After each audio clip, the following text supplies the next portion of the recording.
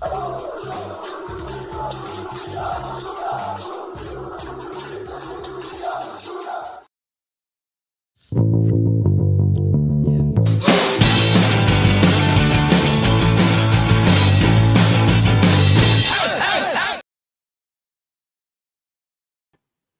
welcome to Thursday Night Lock-In at the Adams Arms. Lovely to see you. Thank you for being here.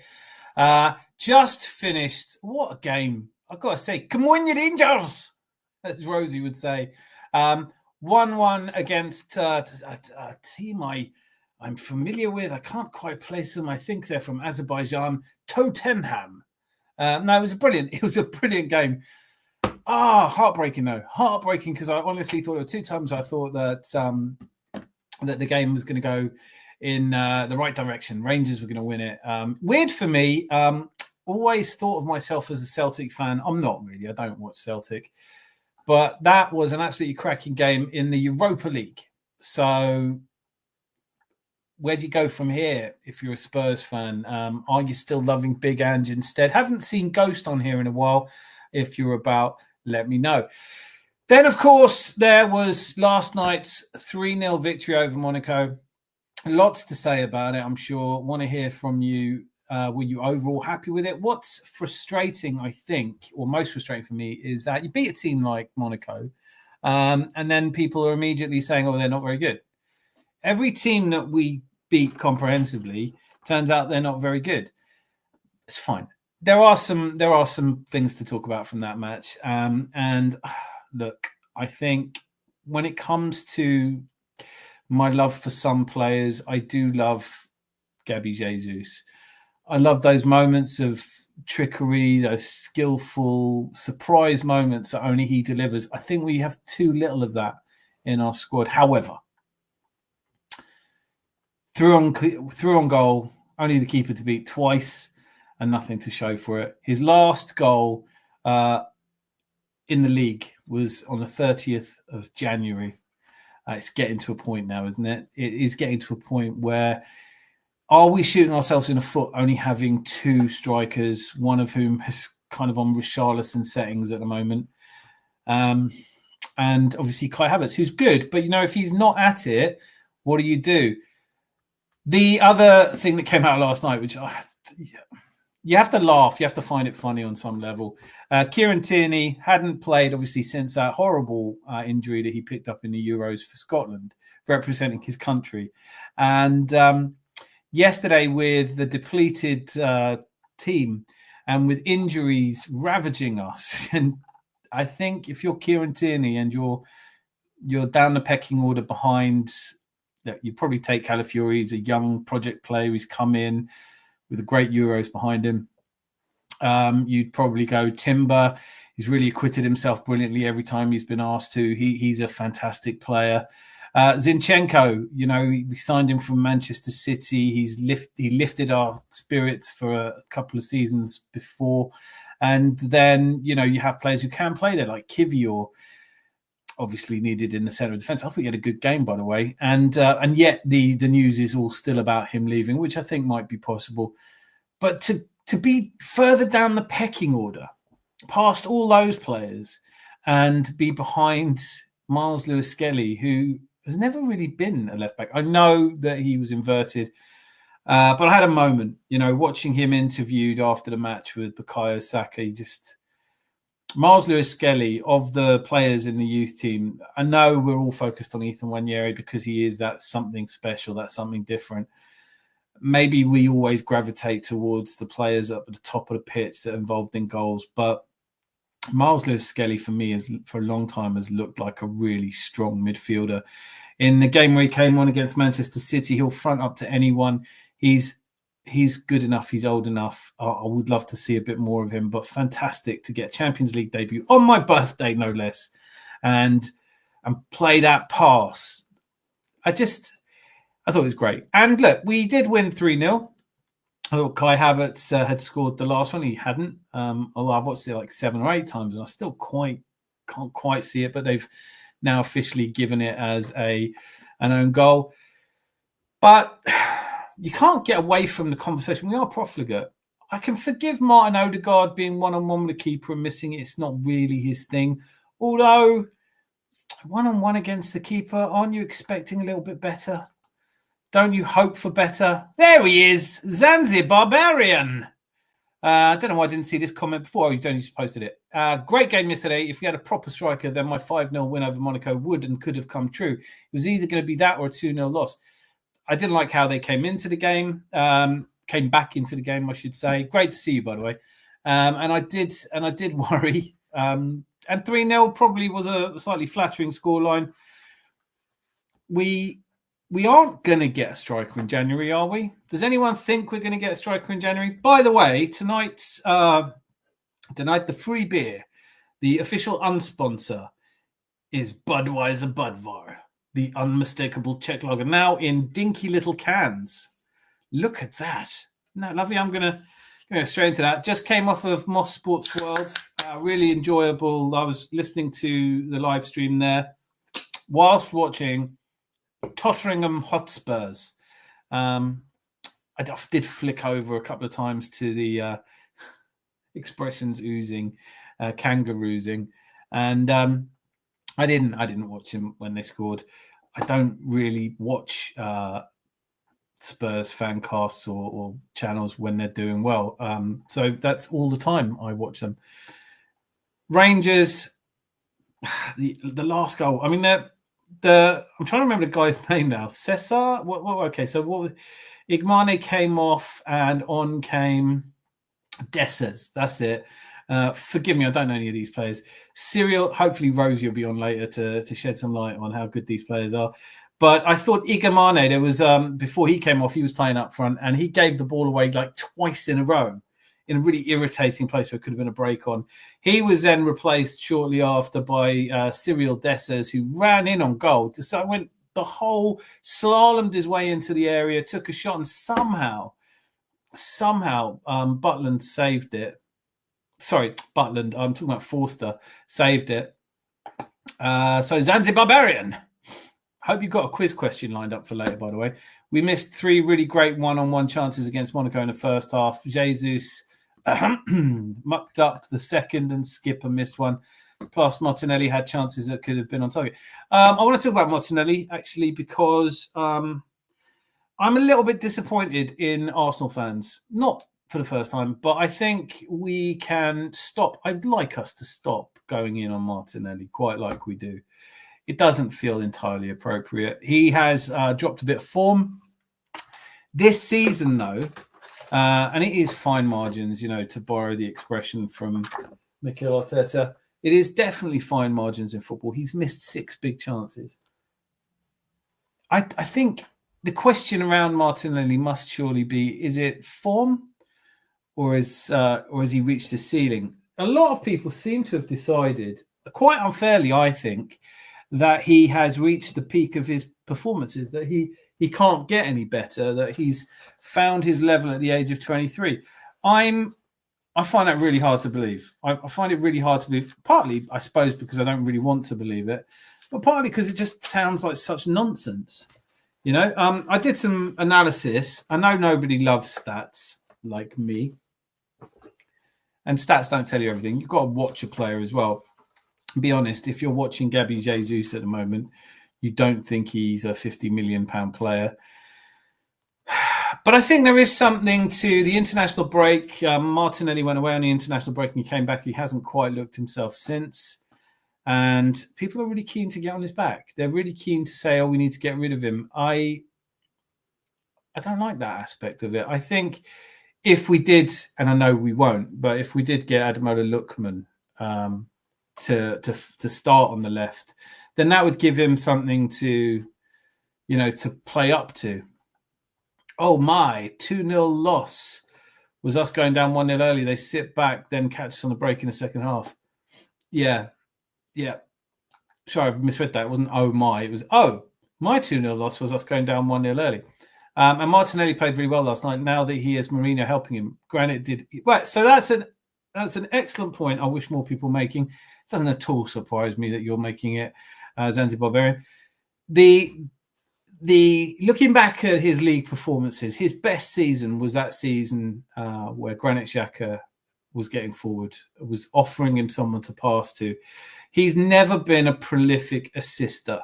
So really, his job, I guess, is to stretch the game out wide on the left or offer something on the left so that they can't overload the right, because we are potent down the right. But when he does pick up the ball and run in on goal from there, he's hardly ever got anyone to pass it to anyway. I think he's been trying to do that more this season, but it hasn't come off. So his assist level is still better than it's been for a while. He's only got 2 from 13, but in the last 2 seasons, it was 4 and 5. So he's creeping up in terms of assists. But the truth of the Martinelli situation is those 6 big chances missed. He's missing more big chances at the moment. He's missed more big chances this season than he did all of last season. And 2 or 3 going the other way would put him above his. He's about bang on his XG at the moment, and I know that's one of the least popular stats you can get. I like it. I think it's really good. If you take shots on target as a viable statistic, then why wouldn't you want to further analyze those shots and see if any of them were ever going to go? Because otherwise, you shoot from halfway line, and that's a shot on target. Do you want to let us have it now, or do you want to wait? Unless it's just you and me all night, in which case, perhaps some mood lighting. And maybe that's too much mood lighting. I don't know. Maybe that's probably better, isn't it? Sitting here in the dark. What is the question? Do you want to wait for the quiz question, or do you want it now? I had one, but it's a bloody long one. I really liked the one on Tuesday night where we were all desperately trying to work out what I thought was 17 French players that had played for Arsenal, only to find out that there was 30. I think we got most of them, didn't we, in the end? But there's apparently been 49 captains of Arsenal in the Premier League era. And if you don't want that to be the quiz question, and I don't think I do, that's a hard question, then let's have yours. Arsenal, I'd come back to this. You know, I don't know why I've kind of given up expecting us ever to get any respect from anyone. As I said a little bit earlier, we beat Monaco, they're shit. Fair enough, they might have beaten Barcelona, but they're shit. So, of course, we beat them. Anthony, bloody good. It's got to be a joke, isn't it? All right, so I'm going to give that one, that I see what you mean as well, as anti-barbarian. I'll wait. I'll give it to you now. Your turn. Let's wait a little bit because I'm going to get distracted. Anthony, you know what? Like I get it. Like our names get chucked around with every striker, and Rashford under Ruben Amorim, I really thought that there was maybe going to be a little bit of a love in there, and he was going to get some form out of him. But I think, hear me out here as well. I will say that quite possibly we could sign him because, let's face it, if the price was right, actually, I can't see the price being right, but we can't sign anyone else. You know, as much as I want us to sign Ademola Lookman, he's not leaving Atalanta in January. As much as I want us to sign Jonathan David, he's not leaving Lille in January. Isak's not leaving Newcastle. So I think we need a striker in January. It's not like we've got anyone to promote from the youth team. At the moment, I said this on Tuesday. I'll say it probably multiple times this season. If Havertz is having a bad game, there's literally no one on the bench. I'd even probably prefer to have Eddie Nketiah back. But do we do a loan deal for someone? I mean, what's the situation with Victor Osimhen? Is it possible to do a loan deal for him? There's all kinds of potential. I mean, Endrick, Real, could a loan deal for someone like that be the way forward? I don't know. In terms of Rashford, though, I'm saying no. I don't like anything to do with Rashford. I just don't rate him. But is it better than having no one on the bench? So Anthony Rashford can go forth and multiply, and I don't want him with all his baggage. I don't want him either. It's just we do need to bring someone in. Jason Ayo, who is deputy to the departed Edu Gaspar. they're obviously working on things. Is any, Red Eye Gooner, if he shows up later, will no doubt be banging thumping the the Cunha tub. I can't see Wolves, even if the manager changes, I can't see them letting Cunha go in January. January's going to be a quiet transfer window, but I am keeping abreast of it. I am seeing us linked with everyone. Dusan Vlahovic, who, frankly, I don't get the fuss around Dusan Vlahovic. He was great at Fiorentina when we nearly signed him, but we didn't sign him, and he hasn't been, for the money they want, 58 million for him, and I just don't think so. I don't think so. I'd love to know what you think. No, I think if money is no object, if it was possible to sign who we all wanted, no one would even be talking about Trashford. Vlahovic, he's on 6 goals from 13 appearances for Juventus, so they are going to hold out for good money. I can't see it. In terms of the other news stories, no doubt Arsenal need to replace Jesus. That's become the number one, everyone's jumping on that, that we definitely can't carry on without. And to some degree, I do think it's true as well, but Arsenal must sign world-class 25-year-old striker in January after more ruthless remark. You can't get less ruthless than we were yesterday, can you? I mean, Jesus, this is Premier League football, Champions League football. We're a top-tier club. We're third in the Champions League, this new format, which it's an extra 2 games, Robbie from AFTV was saying this. In the old format, we'd just be through now, but we would be through with an extra 2 games to play. So when you think about it, we now have to play 8 games to make sure we don't play 8 games. It's definitely just, for my, and I don't want to be obvious when I say this, but the Champions League format has one thing in mind, and that is money and bigger ties. It's a weird system. I honestly don't think it will survive. I think it will change. I think people like the home and away aspect. It seems fairer.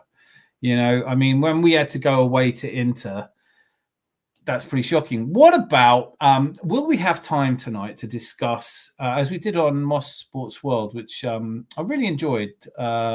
Obviously, please go and subscribe to him. Hopefully, Rosie will be in later to put all the links up because I'm crap at that. But we were talking about the decline of Manchester City. And Jose, BX Gunner 81, asked a brilliant question. Has Jose lost the dressing room? Kind of feels like it. This is a really good point. Hang on. My mouse. There we go. So Osman's on a season-long loan at Galatasaray, so there'll be a no-no, even though I'm not keen on him. Why wouldn't Isak come to Arsenal in January? Nothing to keep him there. I don't know if it's so much nothing to keep him there as prohibitively expensive. I think it's just the timing of it. I don't think Newcastle are so far adrift that they can't see a way into the top 4. I personally don't think they'll make it into the top 4, but I don't think they're in a position to give up on it. So the value of selling it, I don't know. I'd love it. I think Isak is the one for me that fits in terms of age profile. I know everybody always says he's injured too much, but he scored 21 goals last season, so he wasn't that injured. And Gyökeres has got his heart set on Man United. He clearly has. So he's out of it. So of the 3 big names in the world, I'm not including Vlahovic in the big strikers. I think perhaps a couple of years ago at Fiorentina, but I think the big 3 at the moment, the ones that everybody's after, would be Victor Osimhen, Victor Gyökeres, and Alexander Isak. Or am I imagining that? Is Isak up there? He has a swig of beer and contemplates.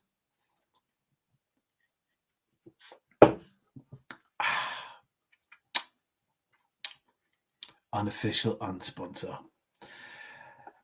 So, where are we up to? I don't know if we're signing anyone in the January transfer window. And questions do have to be asked. I mean, are we sitting on Sterling just to unleash him in the second half of the season? Because Kieran Tierney not getting a game last night, that's got a sting, hasn't it? But fine. All right. Kieran Tierney, I mean, how does it work as well? Like, if there was one position, Miss Molina said this, if there's one position I genuinely wasn't expecting us to need help with, it's left back. We went and signed Calafiori, and I remember thinking, why have we done that? You know, why would we sign Calafiori when that side of the pitch is already highly catered for? I know Zinchenko gets a lot of shit. I've said it a lot. I'm actually not convinced that Zinchenko is a worse defender than Calafiori. And I know Calafiori's young. Hey, ho bag! You're a lot dead near win. We're dead near no win. Do you play a different offside rule up there? Because at last, what a game though. Rosie, what a game. I'm so glad I watched it. It's weird. It wasn't even weird for me being a Rangers fan for the evening. Do make sure we're smashing the like and subbing. Why is everyone saying that Gyökeres is going to Man United? Last time I heard, he has no interest in following his old manager to Man. I'll tell you what it was. It was a TV interview he did. Miss Molina's here. Wonderful, wonderful, wonderful. So it's because he did an interview and he said, I'm not quoting him verbatim, but he said, my idols were Ronaldo and Ibrahimovic, and I'd like to follow in their footsteps. He played for Ruben Amorim, and he said that he'd like to, I don't know, I think you're hopeful. Red Eye Gooner! Hey guys, happy birthday, Dan. Hope you had a great one. Yes, I did. I'm at work, can't chat, but I'll be listening from the back bar. Just popped in to get around in. Lovely, lovely, lovely. Today's unofficial unsponsor is Budvar. And it's all right, actually. It's not terrible. Cans, sorry. Don't like them as much. Doesn't taste the same. So, but yeah, pull up a chair at the back near the jukebox, turn the damn thing off. Or I could turn it on, actually. I know Rosie always goes crazy for the music. I'm not going to do it to you. No one in from Facebook. No Mitch yet. Thank you, Jose. Thank you so much. I had a fantastic birthday. Some really touching moments. I spent it with the people I love most. And I don't feel I don't feel older than I did the day before. Anyway, thank you so much for the kind wishes. So, Red Eye, hopefully you've been noticing that I've been talking Cunha up, but he's not coming in January, is he? And now we're talking about Victor Gyökeres. I just don't think he wants Arsenal badly enough. It's the problem I have with we're so heavily linked at the moment with Dusan Vlahovic, and Vlahovic doesn't like Arsenal enough. We need players who really want. We need players who really want to sign for us, don't we? Then there's the other bit of news, which I thought was quite amusing, which, oh, look at that. Mark Antino, Jesus, happy birthday. Thank you so much. How very kind of you. Great to have you here. Free beer for you, sir. I was the first to wish you happy 64th birthday. Yeah, you were. It'd be a while. I've told you already, I'm never retiring. You can hope, but you will never see me retiring. I'm never going to retire. Thomas Partey might be leaving on a free transfer. Oh, well. I love him at the moment. I think a great weight has been lifted. Sorry, 86th birthday. No one's believing I'm 86. Come on. Tell you what, they might believe your front line is 86. What a moment that would have been if that Dessers had scored, Rosie. I think you acquitted yourselves admirably well. Yeah, if you, yeah. 1 second, please. 1 second. Just someone remind me to do this every single time, please, because I just forget.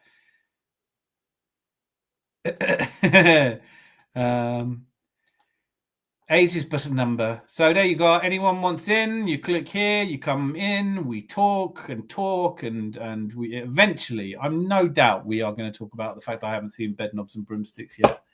And I still haven't. I didn't use any of my time off to watch it, and I don't, and I'm or Grease or any of the others. Do you know what I mean? I generally nearly pissed myself when Moss said you were the same age. Are we not? I think we are, aren't we? I think we are. I don't know how old he is, but 51 orbits of the sun I have achieved. 51 orbits of the sun. And I've learned a thing or two in that time. And that is the most important thing. I think if I could pass on my wisdom to the much younger audience here assembled, the young people here who hang on my every wise word, the grey in my beard connoting the wisdom that I have. But this is something that you need to know, right? Not Gabby Jesus, obviously. Stop interrupting me. Stop interrupting me, child. Sit down and be quiet. You have to listen. Yeah, already. See, you can't type as quick as I can speak. That's your problem. The one thing I've learned. Don't sweat the petty stuff and don't pet the sweaty stuff. Thank you. Take that with you. And things move toward. Anyway, never mind. If I had an open mic for this, YouTube would ban you. I'm at the age where I've lost my filter. There is no filter on this channel. The only word I don't like is, there's one particular word I really don't like it when people use on here because it's for very special occasions. But everything else is fair game. I will just delete you if you're rude to somebody else in here. We don't want any fights in here. If it kicks off in here, it'll go proper Garrity. I'm not having it. We've got ladies present as well. Don't you use word. Actually, that's not even a word. It's close to the word, though. I'm loving Big Ange instead. Down the league they fall, wherever they may end up. How we could all learn from Spurs fans. Let that sink in for a minute. Not us. We're the intelligent Arsenal crew. And Rangers. We're the intelligent football fans. We're the rational, reasonable, fun-loving, good company, all of that. But there is that vocal minority. Miss Melina, please be upstanding. Would you please join me and work? I'd have theme music going. Get in here. Hi, Dan. Melina. Yay! Long time watcher, For once, first time two active. positive, very positive Good. Gooners on a panel, and both of us are not drunk as of yet. Well, no, this is genuinely the first sip of beer I've had. Oh, just a tinny. It won't do you anything. Not my age. As Rosie said, she was first to wish you happy 64th. Yeah. But, and it'll be about, she will be for another 13 years. The first day and only day we cheer on Rangers, and it was a close game. They could have got a second, but the points are shared. They did get a second. It's just like three of them didn't know the offside trap. Yeah, the offside. That was hysterical because it was one of those ones where you kind of felt like, please stand. And then the minute you saw it, first second, it's way offside. Yeah. Any one of these guys on side. I think, Reece James in hospital is much better than Pedro Porro, and that Spurs back line. You know what? Pedro Porro for me is a great right winger, but I just, I'm just don't playing. Yeah, defensively, I don't think he's any good. And Basuma, at the time we were linked to him, I actually wanted him, and the same thing for Mudryk. I watched all these Mudryk comps and I got hyped up, and we dodged a huge bullet. We did. It is that thing with Chelsea, isn't it? Because I was thinking we might have dodged a bullet with Mudryk. I still do. I think it's logical to think that the guy doesn't seem to be able to play football and he's fast. But you never know because time to settle in, time to bed in a little bit. He might still turn out to be a player. But how long are we going to wait for? Like, we have players like that already. Reece Nelson on loan. I don't know if you heard today. He's done his hammy and he's out for 2.5 months. Oh. And he was just starting to gel at Fulham on loan. And Now he's out until mid-February. That would take it. Yeah. We have Tomiyasu, who he's so good aerial ability wise, but your best ability is availability, and you're hardly available. So many fullbacks we have, and then all of a sudden they all get injured. Isn't that just the funniest thing? And then we saw Tierney yesterday, and Timber had to come on because Lewis Skelly was just coming on back from an injury. I think it was his first Champions League appearance, and he set up one of Saka's goals at that young age. Assist to the assist. The pre-assist. Really good of him in that young age. I hope, we always say we hope we give these kids more game time, the likes of Ethan Waneri and Lewis Skelly. We haven't given young people enough game time. Time will tell. I mean, Arteta talked about it in his press conference. He's talked about it a few times. It's like you want to bring them in slowly. You don't want to overexpose them. And maybe that is right, and maybe it isn't. Like with Jack Wilshere, when he got really, he became injury prone, and we all know how that ended. He was so good at Arsenal at the time. Yeah, I mean, that game against Barcelona will forever be etched in all our memories. It was just insane. I think there's a lot to be really grateful for, right? There's a lot. It is uncommonly bad luck that you would lose all your left backs if that was the position. We had 5. Yeah. And yet Kieran Tierney still sat on the bench. And you think, okay, I don't know, but at this point, what more is it going to take to get him? I don't know what he said at a drunken party. I don't know, I don't know what. Maybe he threw up in his wastepaper basket or something. All kinds of things spring to the mind, but he is persona non grata in a way which is quite uncommon in any walk of life, let alone. And out of contract in the summer, so I think he'll be leaving on a free, is what my guess is. Why not just? We have been really parsimonious about ripping up contracts. Yeah. We didn't do it. We didn't want to do it with Pepe. To be honest with you, all of the contractual side of this, I'm ill-equipped to really understand the best process of the best what works best. But I think that at this point, if Kieran Tierney's not going to get a game in a game like last night, he's never getting a game. Because I think so too. Because yesterday was a game where this is the best opportunity, right? To considering the situation with all of the recent injuries, and as of now, we don't know if Big Gabby, if he's fine. It looks like he is. The rumors. I'm guessing he was just rested yesterday, and he'll play Everton. That's the hope. But yeah, that's the. But then it's funny for me how Kivior had one of his better games yesterday. Oh, he was really good yesterday. Yeah. So suddenly out of nowhere, everyone's talking about him going to Italy. It's like, hang on a minute, just calm down. What would be in it for us to sell Kivior? We probably don't need to sell Kivior in January. I don't think we can afford to sell Jesus in January unless we're definitely. You remember, Dan, a few windows ago, and I know this player really wanted to play out of position, and Arteta, he was a really good right back and one of the best penalty takers we had in the Emirates era, arguably. Ainsley Maitland-Niles. We got rid of him without getting a replacement at the time, and we were stuck.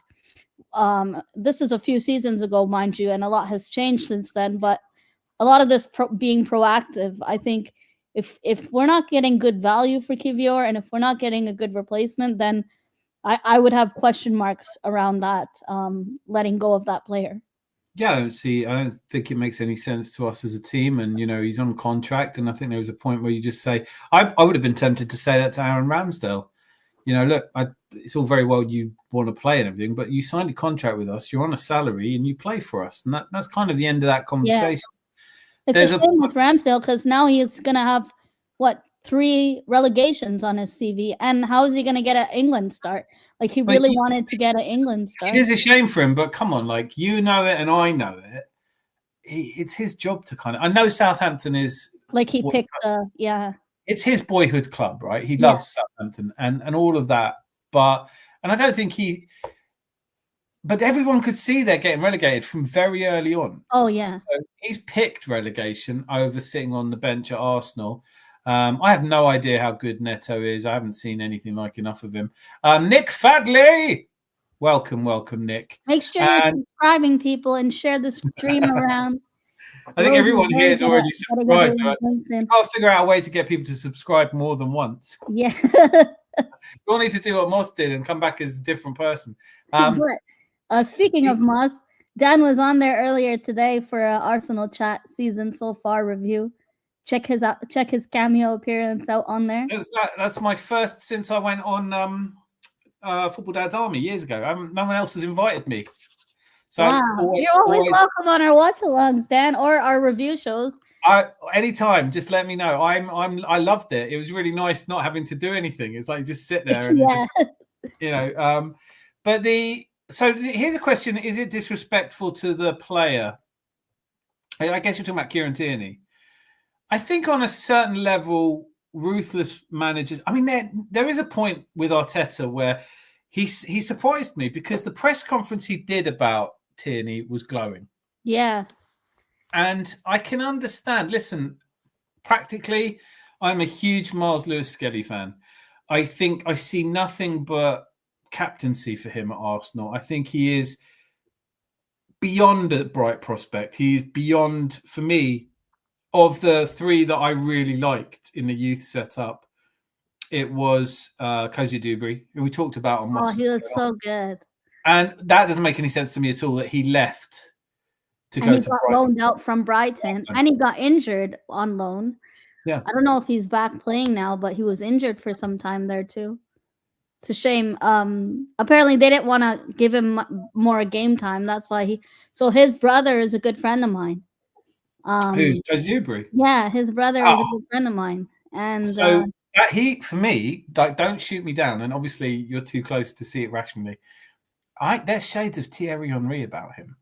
I really down the wing, right? Yeah. I love him. I'm like, and when obviously I'm married into a Brighton family, so I'm like, oh, you guys got a good one here. And then I looked again, and I was like, what's he doing? Yeah. You know, you don't borrow someone's Ferrari and then you see him driving a Ford Capri, and you're like, what happened? I know that Brighton are going great guns, and Ursula obviously didn't know him that well. I've pressed the like button 5 times. Once more, I can't. 1, 2, 3, 5 times more. Five's fine. No, don't 5 times more. It cancels it again. I liked your appearance. I just thought it'd be better with less Arsenal support. No, I'm a Celtic fan again on the weekend, Rosie Hen. I cannot support Rangers anymore. You let me down. Oh God, the offside. Aberdeen's playing really well, but I know Rosie can't stand them.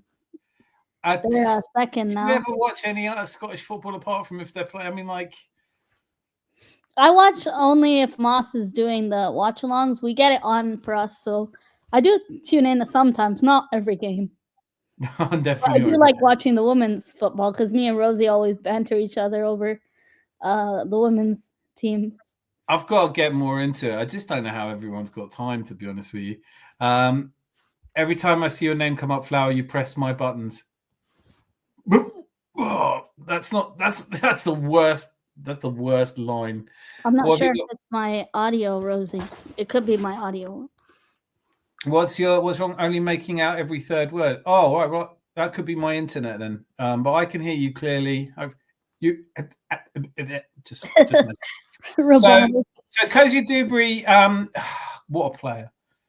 Yeah. But then it's he reminded me of Saka too in some instances. When I watched him play in a North London derby, me and Moss went to the game together at Boreham Wood, and he plays like Saka on the wings. Really good player, really fast, and he looked like one of the brighter players coming up in the academy. Yeah, something's wrong. Something is wrong because I thought we behaved like children when we let Chido Obi Martin go, because he said, he wanted more money, and you go, well, yeah. he probably will want more money. He's got. You know what the thing is, Dan? This is probably a good thing to mention. So all of the people from Hale End Academy, they all use the same agent. And that could be a bad thing because when you're that young and if you don't have the right influence around you, your agent could be trying to sway you to get more money under agent fees or whatever it may be. And you may not know the best influence at that age. Like, then, that's that's kind of a point that was being made on the live earlier, where I get that. I totally understand that the pernicious influence of an agent 100% accept that. If you're a multi-billion-dollar organization, do you not do something about that? To Do you keep not? the best players, yeah. Yeah, don't you look after these young people? I mean, we take them in at 8 years old. Ian Wright, in his autobiography, he talked about like the advice he gives young players now is you don't need an agent.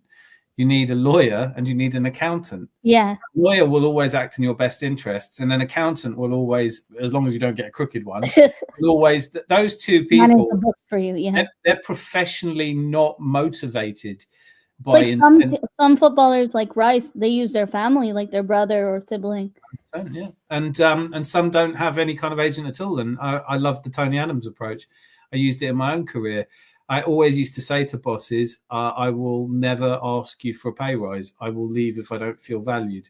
It's up to you to offer me incentives to stay. You're giving them your resources, your best work you're putting forward, right? I said to and one of my bosses way back said, well, you'll never get what you're worth. And I said, that's business. I will never be paid what I'm worth by an employer because you wouldn't get value out of me. Yeah. If you pay me what I'm worth, where's your edge, right? So I know I've traded security for working for someone else. I've owned my own businesses.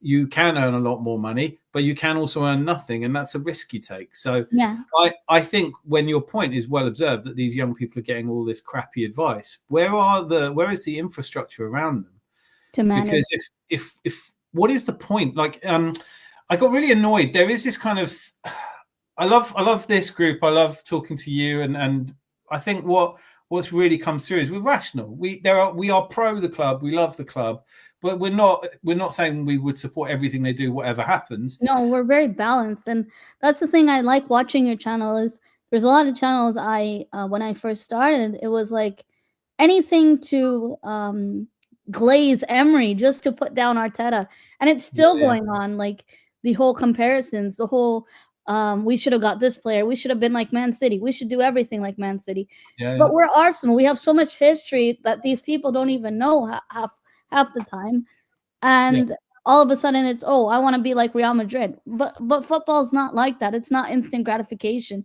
We have to rebuild, and it does take time. Or you can end up like City with so many charges and dodgy sponsorship deals. And they've every day the bucket goes to the well, one day the bottom's dropped out. Like I think Pep's pushed those players, and I said this on Mosport as well. I was like, the thing that really surprised me in that Spurs game was that they came back from the international break. Pep signed an extension. And I genuinely thought they'd get a lift from it, and the opposite happened. Those players. And I think we've all worked for people like that who get the best out of us over and over and over again. But at a certain point, you just go, I'm done now. What's in it? What else? You rode us this hard to make 4 in a row. No one's ever done it before. Yeah. We pushed through every single barrier to get 4 in a row. And now it's like, now we need 5 in a row. At a certain point, you just... the bar is too high. Bernardo Silva got talked into staying for 2-3 extra years. Carl Walker's nearly 34. He can't do it. He can't even string a pass together now, Kyle Walker. It's tough on the body, man. Like I can't imagine. Like the other thing that I saw a really good point. I cannot remember who was making. I think it might be in The Athletic, which I love. And they were doing a thing about last season. Spurs played 41 games. Under Ange. And you're like, okay, so they're basically playing a game a week, right? And some weeks off. Whereas the big clubs, the cities, ourselves, we will play 70 games, depending on how we do in cups. Yes. And the difference plays, and the same squad size, the difference starts to wear on you. But with the City players, you're looking at 280, 300, 50 games they've played. They were in all the cups. And they are... I think they're just done. And that's okay. No one's going to make me feel like Pep Guardiola isn't the best manager in the world. But he is losing his mind slowly. I think he needs the break. He's cracking. He's starting to crack, Because when you've got Gundogan coming out and going, we're just not good enough at the moment. And then you've got Pep coming out going, I love them. That they've never played better. This is the best I've ever seen us. 2-0 away to Juventus. That's amazing. And it wasn't even a strong Juve team, Dan. It's not necessarily the best Juve team, but for them to, not perform there as well. No, well, we got a draw away to Atalanta, right? And they got beaten away to Juve. And right now, there's no question who the better team in Serie A is. I'd love us to sign Lookman. It's just never going to Oh, happen. he's Right? so good. He's so. I think I was even thinking in January if we could go for. I don't think West Ham would give him away so cheap, but Mohamed Kudus. Yeah. I mean, but the problem is right-sided bias, no? Yeah, that's the thing. We need left-hand coverage, not. And so what's your thoughts? I want to get to this actually because I'm doing a video over the weekend statistically analyze. I think fans are more knee-jerk than anything than I've ever seen them before. Especially with Martinelli, Trossard. I was literally just going to ask you, what's your view on Martinelli? Because I hate that aspect of Arsenal fans where you forget what. Like I said it on the other night. This is a boy who, before he was the age most people leave home, had left home, left his country, left his continent, came to a country who didn't know anyone speak the language. My missus said yesterday watching him, why does he play with gloves on? I said, he's Brazilian. Yeah. He's never getting used to this. She goes, oh, but he's been here for 4 or 5 years now. I was like, he's never Brazilian. used to the weather. Yeah. So, and he didn't know a word of English too. I think like even now everything. when he's with the players, he only hangs out with the Brazilian players. My concern, so at the statistical analysis I've done so far, throws up some very interesting anomalies actually. But before I sort of delve into that, you know, with your experience, you've seen him in the flesh. You obviously know him as well as any of us. How are you feeling about Martinelli? Has he reached his ceiling, or is he basically just going through a dip in form? I think at some point, like he's constantly isolated in some games, but at the time where like I don't even think he's getting much help from that side. Like for example, if we had the energy of Tierney down that left-hand side, it would really help him then stretching the team further out. And I think his confidence might be shot for. Low in confidence does happen even to the best of our players. It's happened to. There was a time where we had Aubameyang and Lacazette. Lacazette had a goal scoring drought, and Aubameyang helped him out. I don't think this is a panic button, and our fan base always goes to the extreme of crucifying players for constant poor performances. All of a sudden, they're worthless, they're garbage, and they need to be sold to teams. I'm done with this player, and you just think, based on what, really? You know, like he's not playing. I think we do need another option though as a backup on that left-hand side. But Martinelli and Trossard, I don't have a reason to sell them. Even Trossard, they were talking about giving a 1-year extension to renew his contract. I've got a weird feeling about Trossard at the moment, and I think part of the Martinelli problem is obviously his best friend's Fabio Vieira, and he goes, yeah. Had a great 2 seasons ago. He had a great relationship with Granit Xhaka bursting into that left. I think we start to see it with Marino in the left 8 position. I would rather see Declan Rice, Marino, Odegaard, however well Thomas Partey's playing. But there's rotation. So this talk about who's in your first team and everything, it kind of moot because we're not going to play the first 11 every time. No, just at a point where now we're in all the cup competitions. FA Cup starting in February. We need to rotate, or it's going to be really hard on the team, and we're going to face more injuries at this point. Yeah. So on the Gabriel Martinelli thing, there was an international break, so he's firing on all cylinders, as far as I could see. He goes away with Brazil. He doesn't start with them, which I think is okay. And then he comes back and he hasn't been the same. The concern I have around him is it's fascinating to me when you watch goal celebrations, when you see who goes and celebrates. They don't run to celebrate with Martinelli. No, yeah, he's kind of by himself.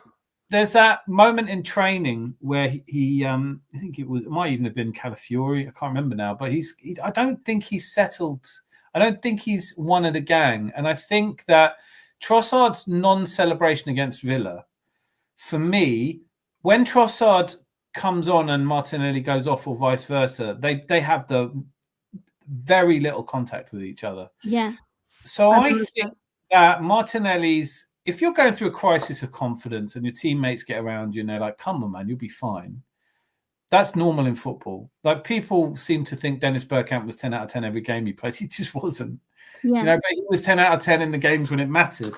Martinelli, for me, is really fascinating because looking at the statistics, there are no outlying, wildly different statistics. So if you looked at goals, 2 years ago with the Xhaka influence in there, that brilliant, when you have the inversion of Zinchenko, the defensive covering of Xhaka, plus the bursting into the area, lung-busting box-to-box nature. At that point, that left-hand side frees Martinelli up. But that's where he's getting assists. He never delivers assists. He's not a player that gives you assists. He's not even high GA, right? So with him, it's goals or nothing. So it's the ability to stretch the game and his ability to run in behind. All of these things are important. And he doesn't seem to have lost any of that. On that, from the 9 starts he's had this season, he's had 3 goals. So that compares really favourably to last season where he scored 6. Yeah. So you can see improvement in that area, and he might hit double figures. In terms of passing, last season was better, but this season not as good. But touches in the game, his influence in the game hasn't differed. Dribbling hasn't really differed. It was better a couple of years ago, but now, but the one area, and this is football, this is the cruelty of football, big chances missed. So far this season, he's missed.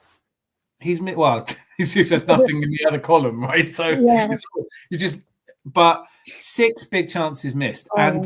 What's dangerous about looking at it is some of those games it didn't matter. So it didn't matter that he missed a big chance against Man United, and it didn't matter that he missed a big chance against Leicester and Spurs. But the 2 big chances against Bournemouth, they're killers, right? So that's a real problem. And I wonder if he got shit for that in the dressing room. I wonder if this is all playing a part. But the fans are kind of acting like he is. His form's down a little bit in terms of performances, but it's not down on when he first burst into the scene and we loved him. And people talking about, he's come as far as short-term memory. It's like with Smith Rowe. They forgot that season 21-22 when him and Saka were really lifting the team at the time where we were so poor. We were not in top 4 at that season. And I get it. Smith Rowe needed a loan and needed more game time after being injured. But football fans often look at short-term. They don't look at the whole picture. They just look at things face value as it is. I also want to say, Dan, with Martinelli's lack of contributions, goal scoring wise, oftentimes with the change in fullbacks because of injuries, I feel like Martinelli is having to do a lot more to cover to help the fullbacks in tracking back. Yeah. I will say that is an excellent point. If you compare him to Saka, it's not a fair comparison. But I would say, who is it a fair comparison? Because you can say Salah is a better right winger. Yeah. But if you put Salah into our side, he doesn't do the work that Saka does. So you notice the tackling back and the pressing that players do when they're not in the side. And I think that's part of the problem we have with Saka, that he's irreplaceable. Martinelli doesn't compare favourably to Saka. Okay. But what's fascinating to me is how similar him and Trossard are. And Trossard, since that non-celebration at Aston Villa, has started to really irritate me. And I was a huge fan. I loved him at Brighton. I loved his hat-trick against Liverpool. Do you think it's an attitude-related issue? And Martinelli, maybe we should touch on this. Yesterday, he was lucky to not get sent off. Yeah, hugely lucky. Yeah, and inexcusable. I think he's starting to develop a temper-related issue on the pitch, and I think it's quite noticeable. I think I think, and it all feeds into what we're all reading between the lines because we can't go into the dressing room and see what's going on. We're not there. We have limited information, and that's, like I used to be a poker player. That was my life. You try and deduce things that aren't possible to see. You can't see someone's cards, so you check their mannerisms. For me, Martinelli is acting like somebody who is getting pissed off with being bullied or being the runt of the litter or not getting the appreciation he deserves. And on that, what a segue. I think you will agree that is a hell of a segue, because I'm going to say I want to start giving some of these comments the appreciation they deserve. Yes. Because we love you guys. And anyone who wants to join on, the link is in there. So some of these are just don't make any sense. I used to fish every weekend at least for 30 odd years. They're having conversations between themselves. Friday night dinner makes me laugh. Mitch is here. Well, welcome to the show, Mitch. Rosie, it's a fantastic mix. Lovely bit of squirrel. What on earth are you all talking? I'm sorry, I jumped in here now. I feel like I've kicked a rock. One of you has put. I saw one earlier as we were talking. I saw somebody put Nick Fadley. I clicked the like and I liked it. Don't forget to like. The likes mean everything. BBC need Wigram. They'll give you my quiz question. Yes, we need a quiz question. Social joins. There we go. I knew someone had a football point in here. I don't know why United didn't pick him up. I know Barca didn't pick Marty because of head down and low technicality. I get it. That period was a La Masia era. Are you talking about Martinelli? I think so. Yeah. Yeah, I think 23 years old. Imagine people writing you off at 23. What kind of an idiot writes someone? And we got him for so cheap, Martinelli. 6 million. Yeah. Why are we out there paying sort of that? What's up with our scouting network? Put a pin in that because I do want to hear your thoughts on that. It's starting to really get on my nerves a little bit. That and Hale End. And then I'm not doing the TV chat. We're nearly through these. This is all social joins. Welcome. 10 likes. That's too many. Rosie's quiz question. 31 French players to play for Arsenal. Yeah, that's the one we did on Tuesday. We were at 49. The backup question, if Santi Barbarian's question is answered too quickly, and I don't think it will be. Rosie, don't go there. Well said, Mitch. Well said. Here he is, Moss Spurtswell. Big up, Gooner. We rock. The link is in here if you want to jump on. Always, all of you, always welcome. We're having a lock-in. So we did touch on this a little bit earlier. I was delighted to be welcomed on. We only got 26. No, we didn't. We got 31. Stop it. Stop stirring. Stop stirring just because your team couldn't beat Spurs. Beating Spurs isn't for everyone. Right. Scouting. You know, when you just kind of, I love the team. I love the transfers we've made. The big name transfers, all good, right? Where's the scouting network? Where are the, I found myself a couple of days ago doing a video going, well, these are the young players we should be looking at. Yeah, we're doing the work, but we're not seeing them doing the work. You know what? We own a data team, right? We own a company that produces like Moneyball style data. And we're not using it. I've got a notepad, SofaScore, YouTube. Come on. Like, you know what? Like I'm here, I'm available for work. You know, the other thing, Dan, is I think this goes hand in hand with the scouting is we're still looking for an Edu replacement. And that's a bit worrying because the January transfer window is right around the corner. And if we're not, allocating a role to a proficient sporting director, are they going to just divide the role between who's already there, Tim Lewis and co, or what's going to happen now? That's a bit worrying. I saw Dan Ashworth is now being linked to Everton. There's no Dan Ashworth is a fascinating idea because obviously Richard Garlick was his junior at West Bromwich Albion. We're looking for someone he's at work, but David Ornstein's already kind of poured cold water on that. Said that isn't who we're going for. Yeah. A couple of things stand out to me. One was the interview Edu gave some time ago where he said these transfers don't happen in weeks. They happen in a year. You go, you meet the player, you do the analysis. So presumably when Jason Ato takes over from Edu, there's a caseload of people they're working on and they're still working on them. But in reality, I think this January transfer window, there isn't anyone out there we can sign. There isn't a player that we can bring in that will represent the kind of value we need them to, that will make the material difference, that would not necessarily upset the apple cart. Sociedad, that's right.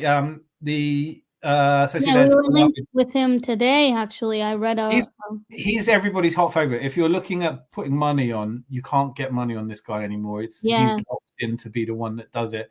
Edu destroyed the scouting network at the beginning. I know they rebuilt it only to pick up UK Irish talent. Not sure it was a global reach Wenger administration had.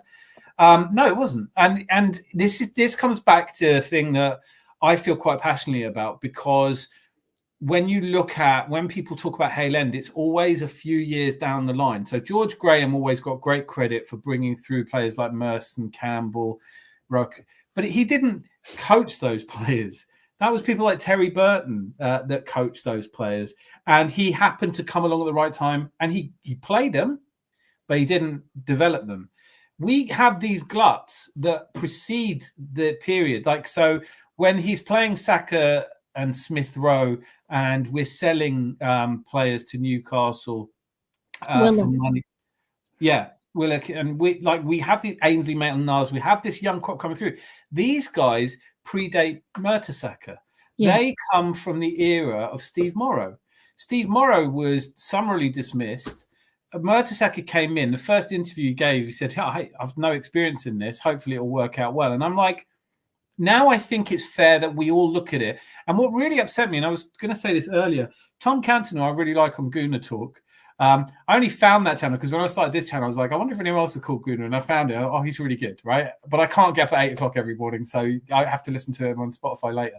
He's brilliant. But this really pissed me off. So when we lose Chido Obi Martin, he's like, well, greedy kid. You can't have your cake and eat it. Okay, so why own a bakery then?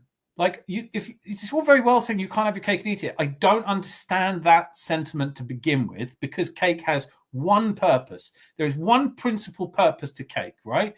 And so if you have cake, if you're not planning to eat it, you're planning it to gift it to someone you love. Is that Man United in our case? Because when he dismissed it, he just went, it's all right, this happens, you lose players. And I'm like, okay, but look at who's left. 21 players left in June. Yeah. Raul Walters and Amario Cozy-Dubry, we tried to hang on to, but maybe they got bad advice. And they pushed it until the final month of their contract. Yeah, and now that everybody, the phrase that people like to use, the PR team have put out there, is pathway. Myles Lewis Skelly can see the pathway.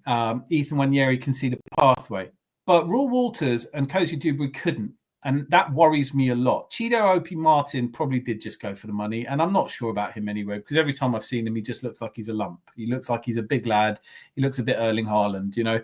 That might not sustain him an entire career. Having said all of that, our scouting network, I know it's been affected by Brexit. I know that we changed, as was pointed out really well. Eddie destroyed the scouting network at the beginning. We decided that we were going to go out there and go and sign players from around Europe, and it didn't work. Hasn't worked, whether that's the coaching didn't develop them well enough. The Brighton model, which I think you have to say is hugely sustainable, is you go out and buy 8 or 9 players and 1 or 2 of them work, right? Yeah. Our system is go out and buy 1 player and fingers crossed, because he better work, and it's a big spend, and it's like, pieces of the jigsaw puzzle. Meanwhile, we still don't have a bench. Meanwhile, Arteta still doesn't trust. Now there's no young players for him to trust except Skelly. Yeah. And before we used to panic buy when we were talking about January windows.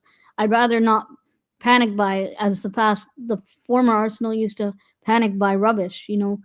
For example, you could say the likes of Sterling on deadline day. There was an opportunity, or I say opportunity in quotes, because I don't really think this was a useful signing. At the moment, I can't see it. So he's barely getting game time, and he's barely performing on the pitch when it matters, when he's called upon. Now, I know maybe he's building a relationship there with Ethan Wanyeri to help him out and to motivate him, but why are we paying, some of his salary for that? I don't think he's contributing a lot into this team so far, and I hope that changes, but this is just my initial analysis of that signing. And why do we keep going back to Chelsea for these scrubs or these players that are, past their... It's hard because someone's like, I love the phrase from The Outlaw Josie Wells, which is a film I have seen, a very old Clint Eastwood film. And he says, "Don't piss up my back." I love Clint Eastwood. Yeah, Clint Eastwood's a dude.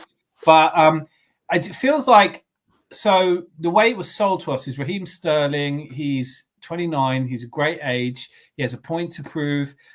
He's still prolific. He's been at all the big clubs. He's won things almost everywhere.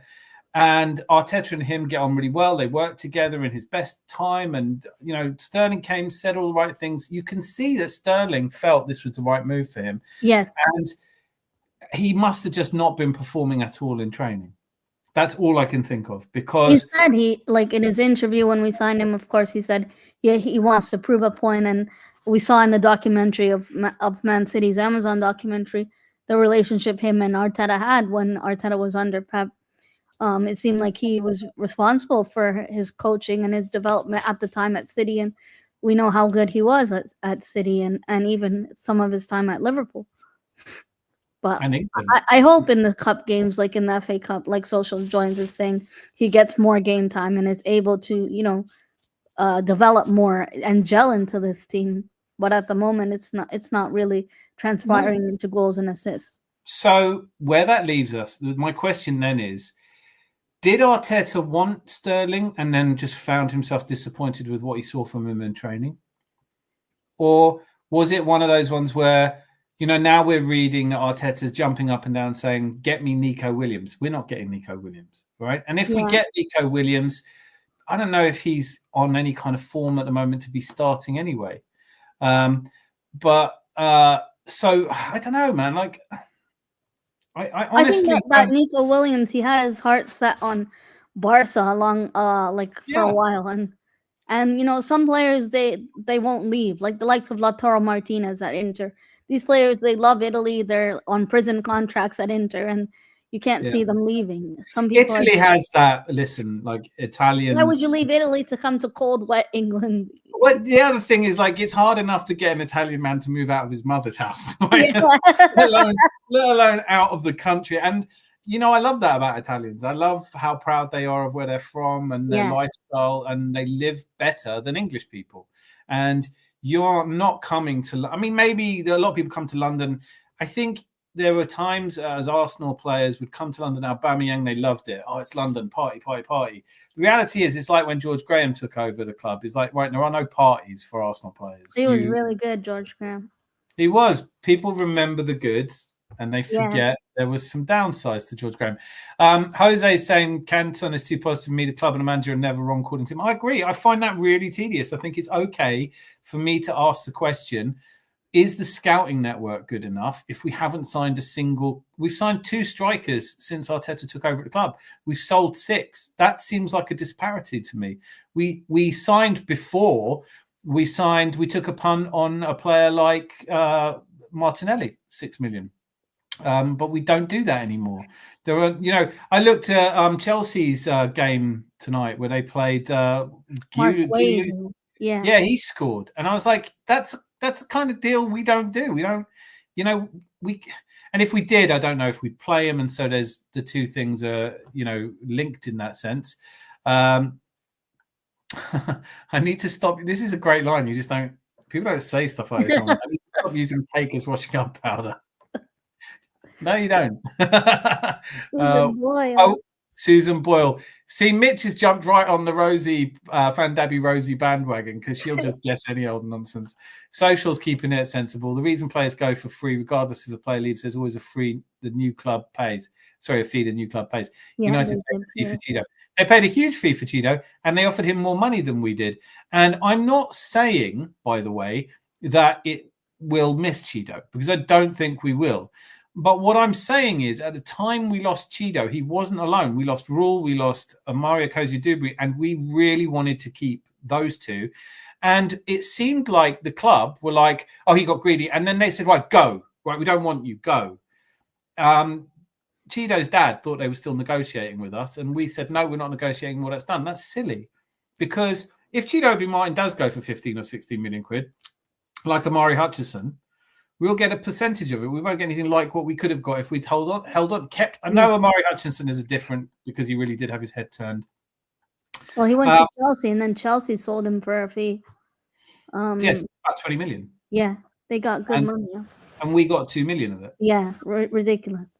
It's great, but you know what? Like, you own a bakery, and then you get a small percentage of the cake while the person who bought the cake, if you sold cake to somebody for nothing, and then they sold it for £20 and said, look, here's your £2. You're not jumping up and down for good business, are you? Yeah. So Robin Van Persie is the guess. And bing, bing, bing, get that man a hot end. I think you meant air balloon. Monreal, too late. Ricky Lake was the real captain. I think we can all agree. Go, Ricky, go, Ricky. This is what you miss when you don't look at this. Calafiori left Italy because he already travelled when he was young. That's right. He went to Switzerland. And I'm not a scout. But the way that everyone's gotten up and down on Calafiori so much, he's brilliant. I haven't seen it yet. His stats aren't better than Zinchenko's. And I'm not ready to give up on Zinchenko yet, if I'm honest. if I was playing Football Manager, which I've never done, it's a brilliant game. I spent far too long playing Football Manager. I was given the job to manage this Arsenal team. The first thing I do is buy a bloody striker. Who? That's the problem. The world is not flush with strikers. I certainly I find myself hoping that we can do a deal for Jonathan David in Jonathan summer. David, my Canadian. That'd be great. Listen, on a free transfer, that'd be incredible. He is out. He's the kind of player I really like. Tearing it up for Lille. I know it's a different league, but it does. I can take. You have to be able to go. Okay, so do I think he'd score as many goals in the Premier League as he does? No, but he's scored consistently 2 seasons at Ghent. He scored consistently 4 seasons at Lille. He's top goal scorer currently for Lille as it stands. The thing that really stood out to me is watched a lot of him, and when I saw Jesus one-on-one with a keeper,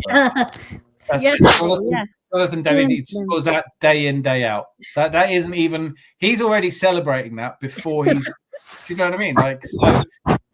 And that makes a difference. The thing that really stood out for me from a statistical analysis point of view was that we're converting 36% of our chances, and Liverpool and Chelsea are converting 41. Yeah. That difference from 220 something shots is 8 goals. You try and work out how we wouldn't be at least 4 points better off if we'd scored 8 goals more. I mean, assuming we're not scoring them all in one game, right? You'd have to figure that you look down at the games where it would have made a difference. Would have made a difference against Brighton, would have made a difference against Liverpool, would have made a difference against Newcastle, Bournemouth. There's plenty of opportunities there, the Chelsea game, right? So if you just added 4 goals to that selection, that's 5 points, 6 points. And that's what it's costing us right now to have to take this many shots to score goals. Because the thing is, like in the first half, we'll go a goal up, and then in the second half, I've seen it constantly. And I've seen the slide. Like we sit back and we let the other team get into gear, and then we now have to crank it up in the second half to get our shit together. Why can't we, last season we were clearing out stadiums in the first half itself, 4-0s, 5-0s. I get it. We have a lot of injuries to deal with, but that's not an excuse for why. No, I mean, look at the game yesterday. We should have been 3-4-0 up at half time. That chance Odegaard had, that the 2 chances Jesus had. Okay, the Odegaard chance, the keeper made a really good save, but those 2 one-on-one Jesus had with the keeper, come on, you should be putting that away. I would say the Odegaard one is a goal. I mean, again, there's any number of strikers in world football. We don't have in our entire squad and youth team, right, anywhere. Yeah. I mean, across any of our players that go one-on-one with the keeper and you think, oh, it's a goal. Like an ice hockey penalty, right? I'd say Havertz. Because he did it against West Ham. Yeah, but and when he's through, I get on goal in a West Ham game, you were 100% sure he was scoring that. Havertz, yeah, I was sure he was gonna bag it. If I was a betting woman, I'm putting my money on that. Yeah, that's not the same thing.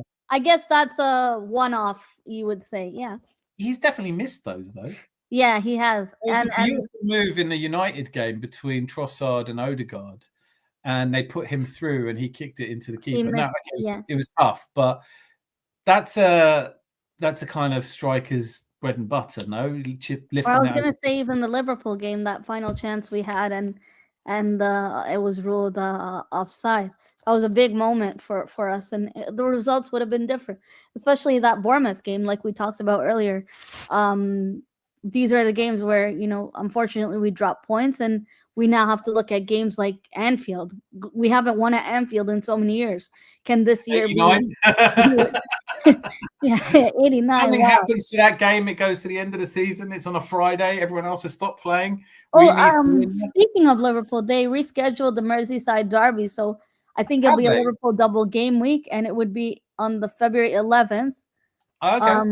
But it's yet to be confirmed by the Premier League. Yeah. I see that now.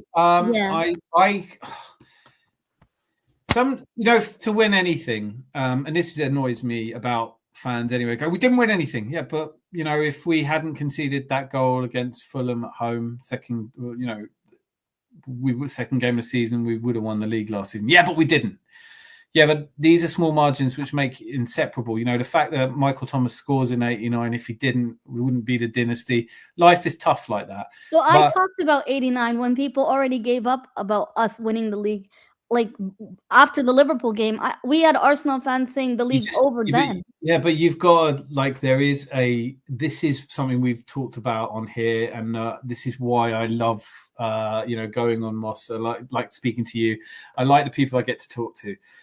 Not always in agreement, but we're rational, we're reasonable. Yeah. And I did give Luca Talksport a really tough time because he came on. I've had enough. I have had enough of people coming on here with no kind of statistical analysis whatsoever. We've lost it. Why? Because you can't win the point. The views. They think, abusing players, calling them verbally abusive names like a giraffe, all these things. It's not helping the team. It's actually hindering the team even more, and you're not giving anything contributing to the team. But worse than that, because I can understand all that, and it's odious anyway. But when you don't even do the rudimentary calculations and go, oh, well, it's still possible. Of course it is. Yeah. It's like if you're in a, I always think of walking. If there's 8 of us walking somewhere and it starts raining, do you want to be standing next to the guy who goes, right, that's us now. We're going to get really wet. It's all over. It's terrible. Everything's shit. You gotta shut up. Being a fan is about hope. You know, when I hear that phrase, it's the hope that kills you. No, it isn't. No, it isn't the hope that kills you, which is why Spurs fans reach for hope whenever they can. And I think we could learn a lesson from them. Because 2 years, when Ange Postecoglou came in and started our season, they couldn't wait to start believing he was the one. Yeah, then he said, I win trophies in my second season, Ange.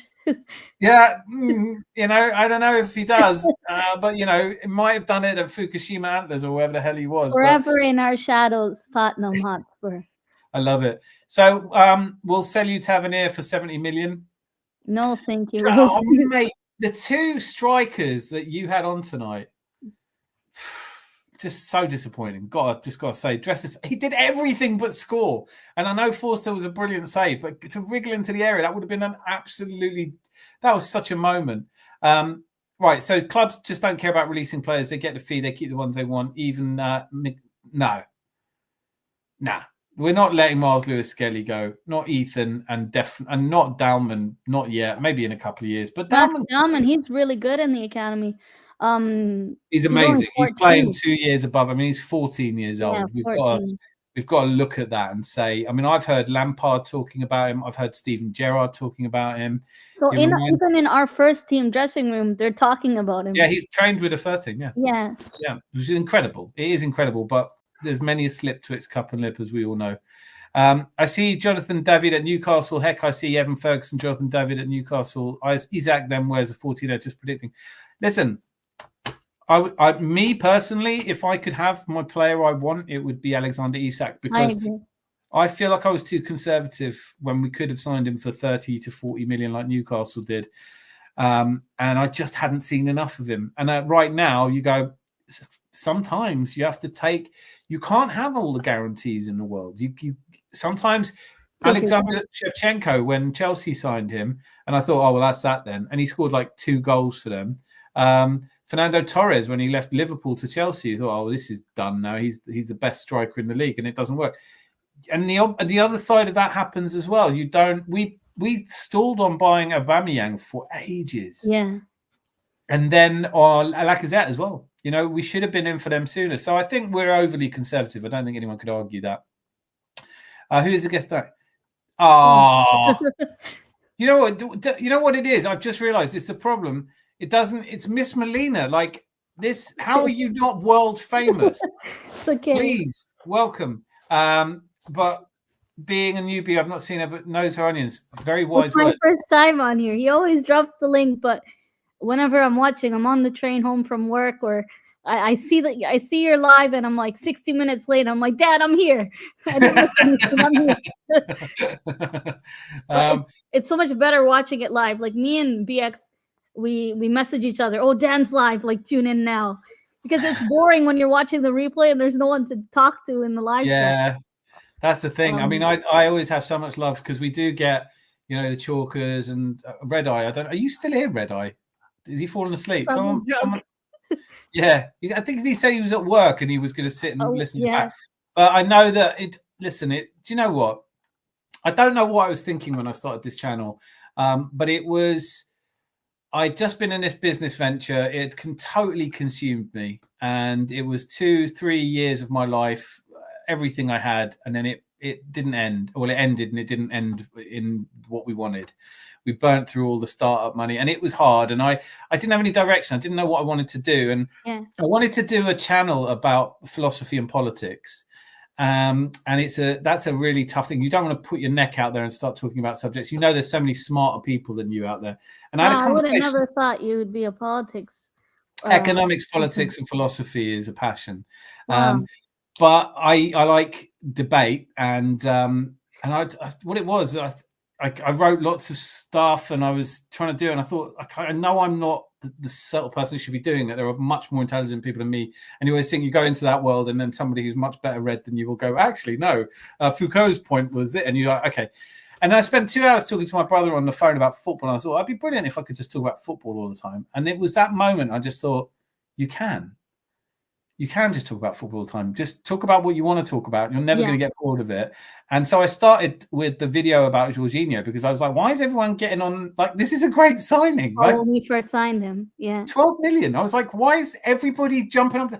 Trossard and Jorginho is a great January transfer window. If we did something similar this time, I wouldn't be disappointed. But the Jorginho thing, it's the same thing. If he didn't come from Chelsea and came from a different club, people would have been less against it. It's the Chelsea thing again goes back to that. Is we have Chelsea PTSD because of the likes of Willian and how that signing didn't work out. And we had the Chelsea pensioners. Is definitely that's the issue there. But and people are very quick to adopt things that from the past don't necessarily determine the future. That's what always irritates me about. Well, Man City always win their last 20 games. No, they don't. They just have the last 3 or 4 years. So, but starting this channel, it was all about, look, it's not really for anything. I don't know where it's going. I remember running into the kitchen and telling my missus, I've got 2 subscribers. I've got 2 subscribers. And I showed her the phone. And when I showed it to her, I'd gone back down to 1. Oh, no. Like, and it's just been that. It's been like, so obviously I love that, that whole kind of, if you just try and be yourself, which is not easy, as you know, like just, you're going to take some abuse. I did a video about, apparently Curtis mentioned it when I did it, Curtis Shaw, and I'm sick of these toxic fans. And I didn't realize until I made that video that YouTube doesn't post all the comments. It holds a lot. No, it hides some of them, yeah. And I was like, oh, right, why has it done that? And I started reading them. I goes, oh, death threats. Oh, no. Oh, no. Like, but you think, like, people saying, well, aren't you worried? I was like, no, listen, I've had actual death threats when I've been a dickhead. I've had a young life where I've made some silly turns and whatever. Some teenager in his bedroom threatening. I mean, I had one the other day where he goes, come outside. I was like, I am outside. But this whole thing that happens out of it, this is the beauty of it. Somehow, I know Jose, like I all my love, like, because I think it was him that brought you and so one day he told us, we have a small chat, me, Moss, and a few of us, and he said there's an Arsenal channel, very laid back, and he sent you a link one day. And I tuned in. BX doesn't really recommend very negative channels, so he knows we don't like that stuff. We're not the kind of people who entertain that stuff. We get sick of it, the toxic side of the fan base. Yeah. And I get it. You can be upset with the team and still share your frustrations, but be balancing your analysis, be objective. And I think some people, they just have either agendas or different narratives they want to do for their fan base. And I can't stand that. And the other thing is, when I first started my channel, it's now 4.5 years I've been on here. But as a woman and as someone not from the UK anymore, I fly out to games a lot. But people always said, I would get comments when I first started, oh, go watch hockey or go back to the kitchen, all this stupid crap. And it's like, hey, I know my football more than you, or I know my football as much as you, and you're welcome to join me in the chat room. But when you first start and you have the courage and confidence to show your face on here, whereas people are abusing you, can't show their face, and end up writing nasty comments. It sucks. But I'm so glad there's good people like the chat room here. Everyone's so supportive. Yeah. And like me and BX, like I think it was 2 weeks ago, I missed one of your streams, and I'm like, fuck, I missed the live stream. I was upset because when you're watching it on the replay, it's a lot less interactive experience. But I think and nice this is what reminds me over and over again when I watch a lot of the other YouTubers, and not as much as I used to be fair. I can't really watch over and over again. There's just things at a certain point get boring, and I'm sure there'll be people who drop off, from watching this channel, because after a while you need some new variety or whatever. And but I have found that I know it's easy to say it, that people go for likes and things, but they tend to feed off each other. It tends to be this energy, and I think that what I've really taken from, the banter in the chat on here, and it's probably the longest to be fair with you this is the longest we've actually talked about football, because by now it's bed knobs and broomsticks, right? We would have talked about films, food, and Rosie's Rangers. Yeah, Rangers, fan Debbie Rosie. That's Miss Melina. Yeah, no wonder she knows her shit. Exactly. I was going to ask, so could I follow? But I already am. There you go, donut. So, Defino's on his. I mean, there's I can't remember her name now. She's a presenter on Discover BT. I don't know if you would see her, but Laura and Laura Woods. Laura Woods, I think it is. Yeah. Yeah. Heavily pregnant at the moment. I saw that Arteta gifted her something yesterday, I think, after the game. But she made a point in one of the magazine articles I was reading. She was like, men will tolerate a woman flying their plane or working for NASA or doing heart surgery, but as soon as they start talking about football, and I genuinely was taken aback by it, because I was like, I don't see that. I don't give a shit what gender, size. I mean, the thing that's hard, and look, hear me out on this one, because I liked Jess. What's her name? She knows Arsenal. Yeah, love her content. Yeah, she knows Arsenal, right? Like, no question. But I grew up in North London. It's my team. Like, the only people who ever went to Arsenal were North Londoners. There's no Scousers going. There's no Liverpoolians going. There's no people from Nigeria coming over. There's no one flying from Canada, right? Like, and I bloody love that. I love how magical that is. It's like it reached out across the world through technology, and people fell in love for lots of different reasons. Some family links, some because they'd lived in London, whatever. Doesn't matter. But I always loved her content, but it's the way that Americans, more than Canadians, but it's the way Americans go, Arsenal. And you're like, the accent, yes. It's actually Arsenal. There's no R in it. Just stop doing that. It's hard. It's hard for me to... So you'd hear that, or you'd hear someone saying, like with an accent that isn't familiar. And sometimes it's been hard for me to acknowledge, but like, Mitch is saying, we're all Arsenal fans, right? So because I sound like I'm from North London, if I'm sitting here going, well, I just think Arteta needs to play Aubameyang, and you'd go, right, he doesn't know what he's fucking talking about. It doesn't matter how he sounds. Definitely. We're definitely past that Aubameyang. Yeah, you've got to just listen to what they're saying, and then if it's sensible and intelligent, I'm away. I'll listen to it all day long. Sometimes, even people I like, I find it really difficult because I'm a loyal person, and I've got friends who do this, and I listen and I watch them. I just think they're boring. I don't care. Yeah, so that's like me and Luca. We fight all the time about Arsenal, and we met many times. We go to games together. Yeah. And we're so opposite at games. He's always on his phone recording the game.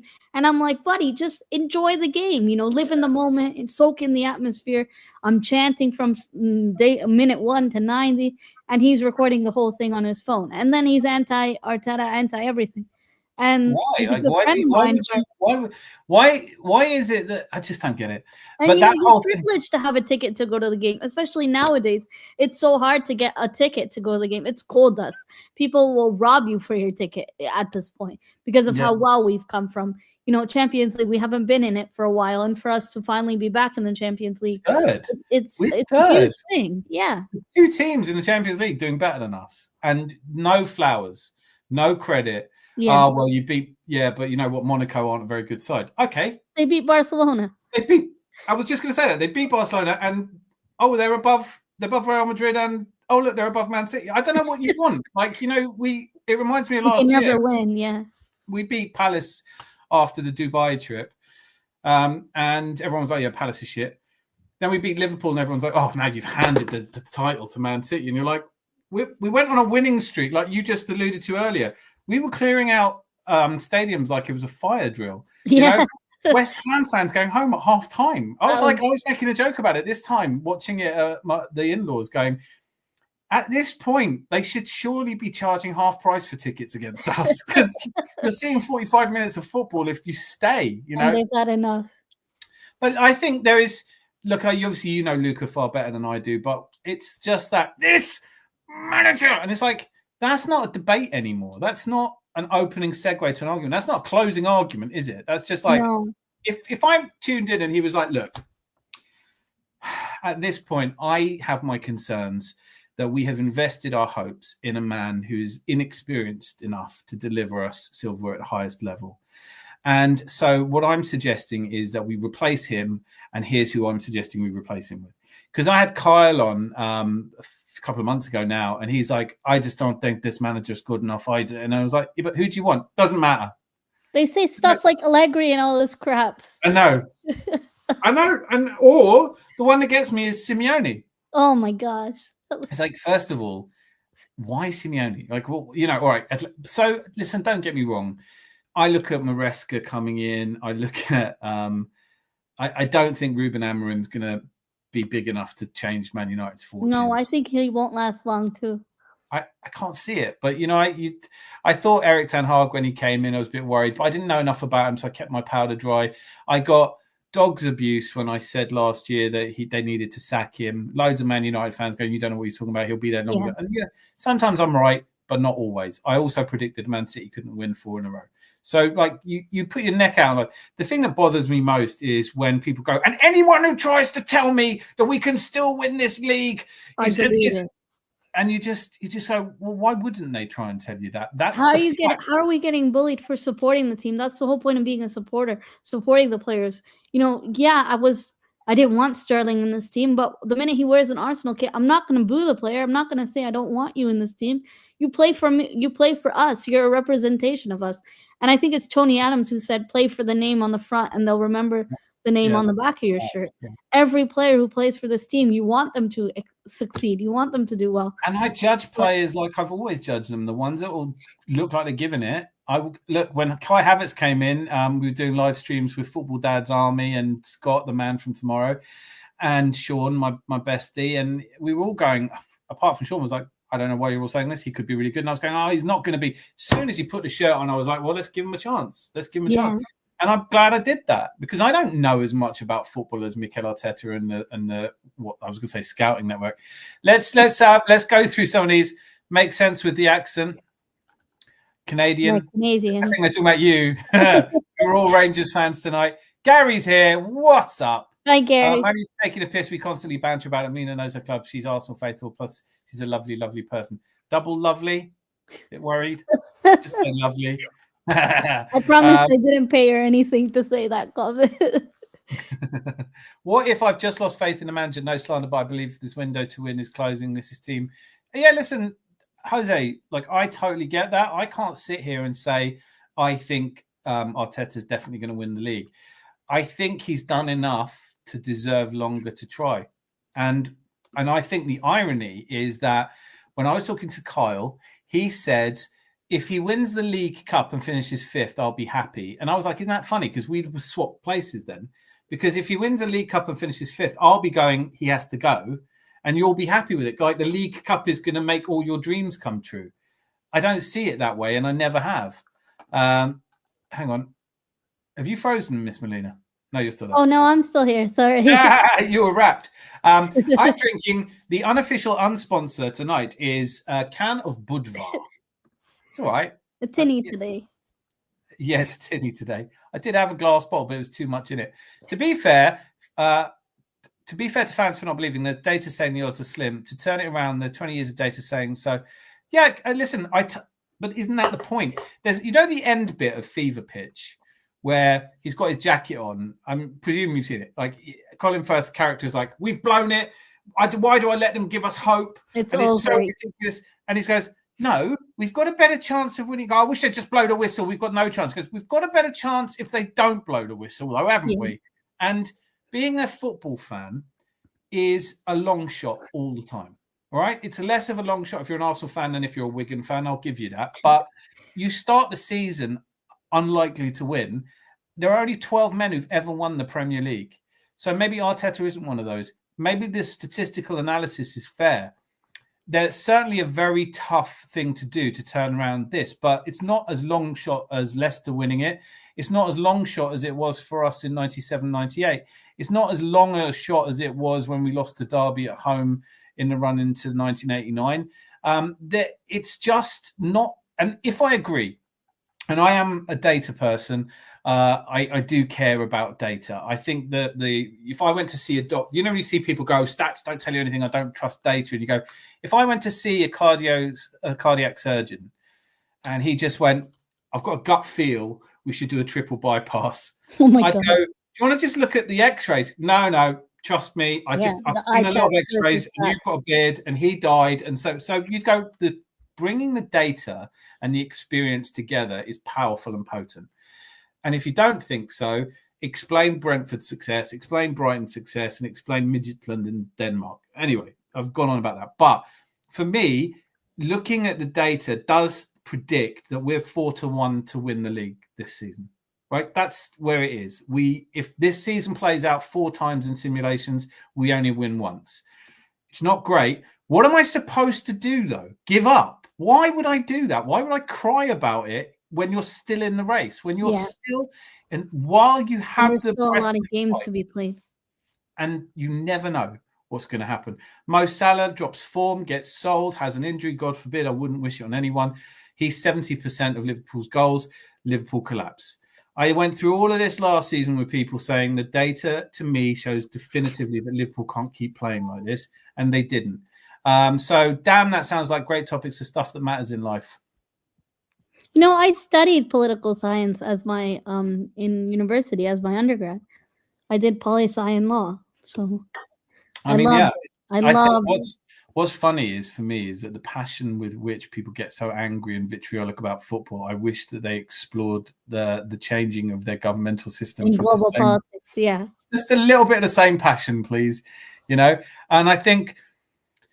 You just have to, you know, I do think that I'm a libertarian. I'm a true from the Enlightenment, and I believe there's nothing more important than the freedom of speech. And I believe Voltaire, like you can, and all of this touches football in some way because of armbands where people virtue signal that they're inclusive, whilst there's not a single gay player. When we talk about racism, when we talk about all these things, and we try and silence people we disagree with, it strengthens their argument and it weakens our own. I think a lot of it is the woke culture nowadays too. It's being forced in media nowadays, and when you talk about this stuff, often you get silenced because there's not really true free speech nowadays. And to be fair, there has never really been true freedom of speech, which is, I can accept that. But that's what I do love about YouTube, the platform. On the other hand, I know that you can be blocked and you can be taken off because this is somebody else's platform. Where I do respect England as somebody who was an illegal immigrant into England as a child, I was given the right to political freedoms that I wouldn't have experienced anywhere else in the world. And I'm truly grateful to England that I came to. That's being eroded every day. And so rather than, you know, the big fear I had was talking about stuff like the channel, and I'm still planning to launch it, is called Unthink. And all it asks people to do is to not be so bloody certain about things, because the one true measure of intelligence is a lack of certainty. Yeah. The world is full of people who are completely sure that we can't win the league, right? They're sure, and they can't understand how people like us are so stupid we can't see it. And Arteta's so stupid he can't see how to play football properly. They've never done it before. They have no idea of the complexity of the situation. They just look at someone and go, play Tierney and we'll win the league. And you go, yeah, duh. And they're all of the stupidest people are certain. Or they think signing players is like on Football Manager or FIFA, like a one click of a button and you'll get who you want. And they play the same for you because they've got 19 finishing, because there is such a thing as 19 finishing. It's not 19 finishing unless you've just had a row with your missus or given birth, your wife gave birth to a son, or things go on in your life and you're like, I don't know, maybe a real human being. But so I've lost YouTube friends over politics in the last US elections. I because I'm an anarchist, I love all your elections, because I go, like, these are, you can't think that Donald Trump's in charge of something. He does make decisions that have a serious impact, but you can't watch 12 hours of television, eat Kentucky Fried Chicken for 3 hours, and then go golfing and tell me that you're running the country. The Koch brothers, who invest in both sides, are running the country. Financial industries run the world. That's that. There's not a doubt about that. So when people fall out over Biden or Trump, I mean, what the hell kind of a world do you get to where they're the two best candidates to nominally run your country? I'd say you're only allowed to run a country if you... I wouldn't let either of those two drive someone I cared for home, so they're not running a country. Are you like Freemason then? No. What's the difference? I'm not sure the difference, Freemason and... because there's anarchist Freemasonry. That's why I'm asking. Is it no, Freemasonry? No, absolutely not. So anarchy, literally from the Greek, just means no government. Yeah. That's what I believe. I believe that there's no such thing as a nation. There's no such thing as races. That there is no such thing as gender. That none of it matters. That the only thing that works is if everyone is treated equally. Equally, yeah. And it not necessarily because they deserve to be, just because anything else leads to inequality, and inequality always leads to violence. Havoc, yeah. So actually, I'm saying give everyone. This is the basic premise of the form of non-government I believe in. We are all born on this planet, and we all need certain things. We need air, we need water, we need shelter, we need food, and these things are abundant everywhere. And if shared, or if people didn't hoard them for themselves, the world would be a better place. The reality is that we live in structures that are designed to collapse. We live in economic structures that cannot survive. That we live in fiat economies that have never worked and ultimately will fail. And my mother put this brilliantly. She goes, well, if you believe that, why aren't you out there causing revolution? Because I detest nothing more than revolution. Revolution is the worst form of governmental change. It's far better to step away from government and go, I just don't need it, right? To talk about democracy as the best system and say, like, there is no democracy. But as it applies to what I think, we don't need nations. We don't need passports. We need respect for each other. And we need to make sure that this is the rule, right? You can have your say. I'll have my say. You can say whatever you want. And if it upsets me and offends me, I have to move elsewhere or stop listening to you. Right? That's a simple rule, because I cannot enforce what you should say or think. It's not good for us as a species. Yeah. And the problem is my ardent desire to protect the freedom of speech gives me the worst bedfellows you could possibly imagine. It's all the idiots who believe that some section of society should be squashed or killed, that I have to defend their right to I have to go, please shut up for a bit. Look, yes, he's allowed to wear a swastika. Don't, but like, I can't do anything about it. Yeah. So what is funny though is when the COVID, maybe I don't know if I should talk about it. Maybe I'll save it for or email or something, because I don't want to get your channel canceled. So, but when you launch that politics channel, let me know. I would love. It's one of those. It's a passion project that it's so personal. When something's so personal, I can talk about football. I'll defend. You have a lot of passion for it. Yeah, I love football. I'm a Gooner. No one could take that away from me. But I don't want to.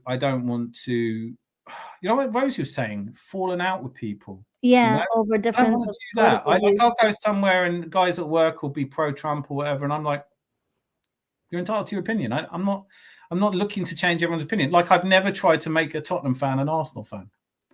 Yeah, I'm not proselytizing. I'm like Rosie's trying to make me a Rangers fan. Tonight it worked. Wars are only started for two reasons: religion and politics. Neither of which you should talk about in a pub. Well said, that man. Agreed. Rosie, I'm well. How are you doing? I probably don't need to put all these ones up. Gary, I'm well. There's loads of comments. BX from Boogie Down. What up?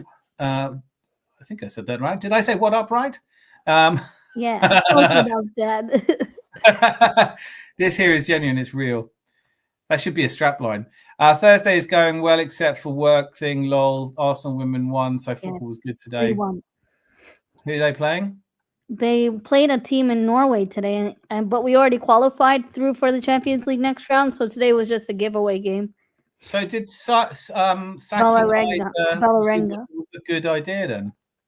And Russo scored a brace today, which was nice. Russo is my favorite. She's my She's favorite. my favorite too. If we have Jose in check, we have a Jose B too. So stupid. Thanks, chicken. I think it's hen. I think they prefer no way, Jose. Laura was brutal on TalkSport. Proper Arsenal. Was a queen of Arsenal fans until I found Miss Melina in here. Wow. You guys are too sweet. When Arsenal playing next, Gary, have you planned any UK trips? Okie dokie. Yanks can't spell either. Color is color. Yeah, I mean, like we Yep. Oh, don't get me started. Do not get me started.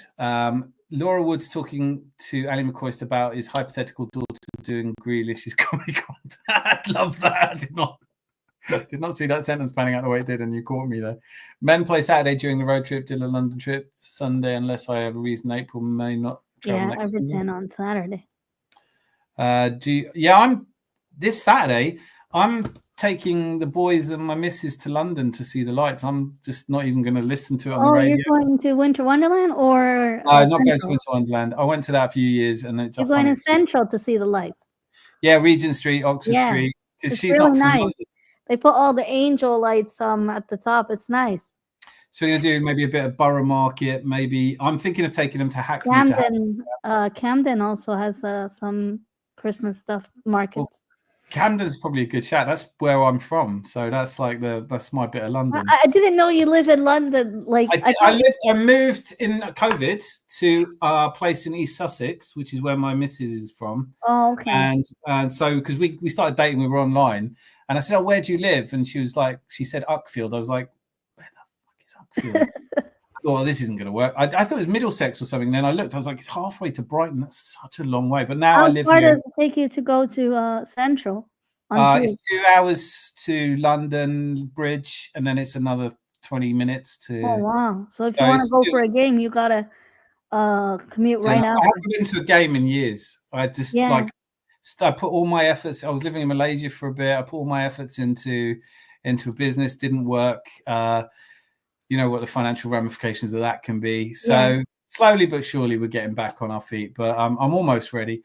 But yeah, so London, I'm not even going to try and watch the game Saturday. I'm not even going to duck into an Arsenal pub in Finsbury Park and watch it in a dodgy little... Oh, it'll be so packed. And some of them don't even let kids in. I think Tollington does. I'm not sure all of them. There's a restaurant really nearby that shows it, but you have to. Oh, but the lights will be nice. Your kids will love that. Yeah, I hope so. I'm really looking forward to it. It's like time spent. They all watched the game with me last night, so it was lovely. Oh, nice. Look, she's Gary. Get on the panel, Mitch. Fans filming at the game is so sad. I've been to so many gigs. Favorite song comes on and I film it. I've never watched it back, so you enjoy the moment with your eyes and remember. There is psychologically, there is evidence that what you film, you remember less well. Yeah, I never watch it back, but I watched the Porto penalty shootout live, and I remember I was right in the front where we were taking penalty. I'll never forget that night. And I almost got ran over by Aaron Ramsey on my way home. It was crazy. Did you really? I stopped in a traffic light to get his signature. Someone said, "That's Aaron Ramsey driving." And I said, I went down in the road and I said, "Can I have a picture, please?" And he was with his son in the front. I'll never forget that night. Do you know what? Like, and when I think to, obviously, when I was at football, there were no phones. Certainly, no one had it. And so we watched, and I remember everything about it.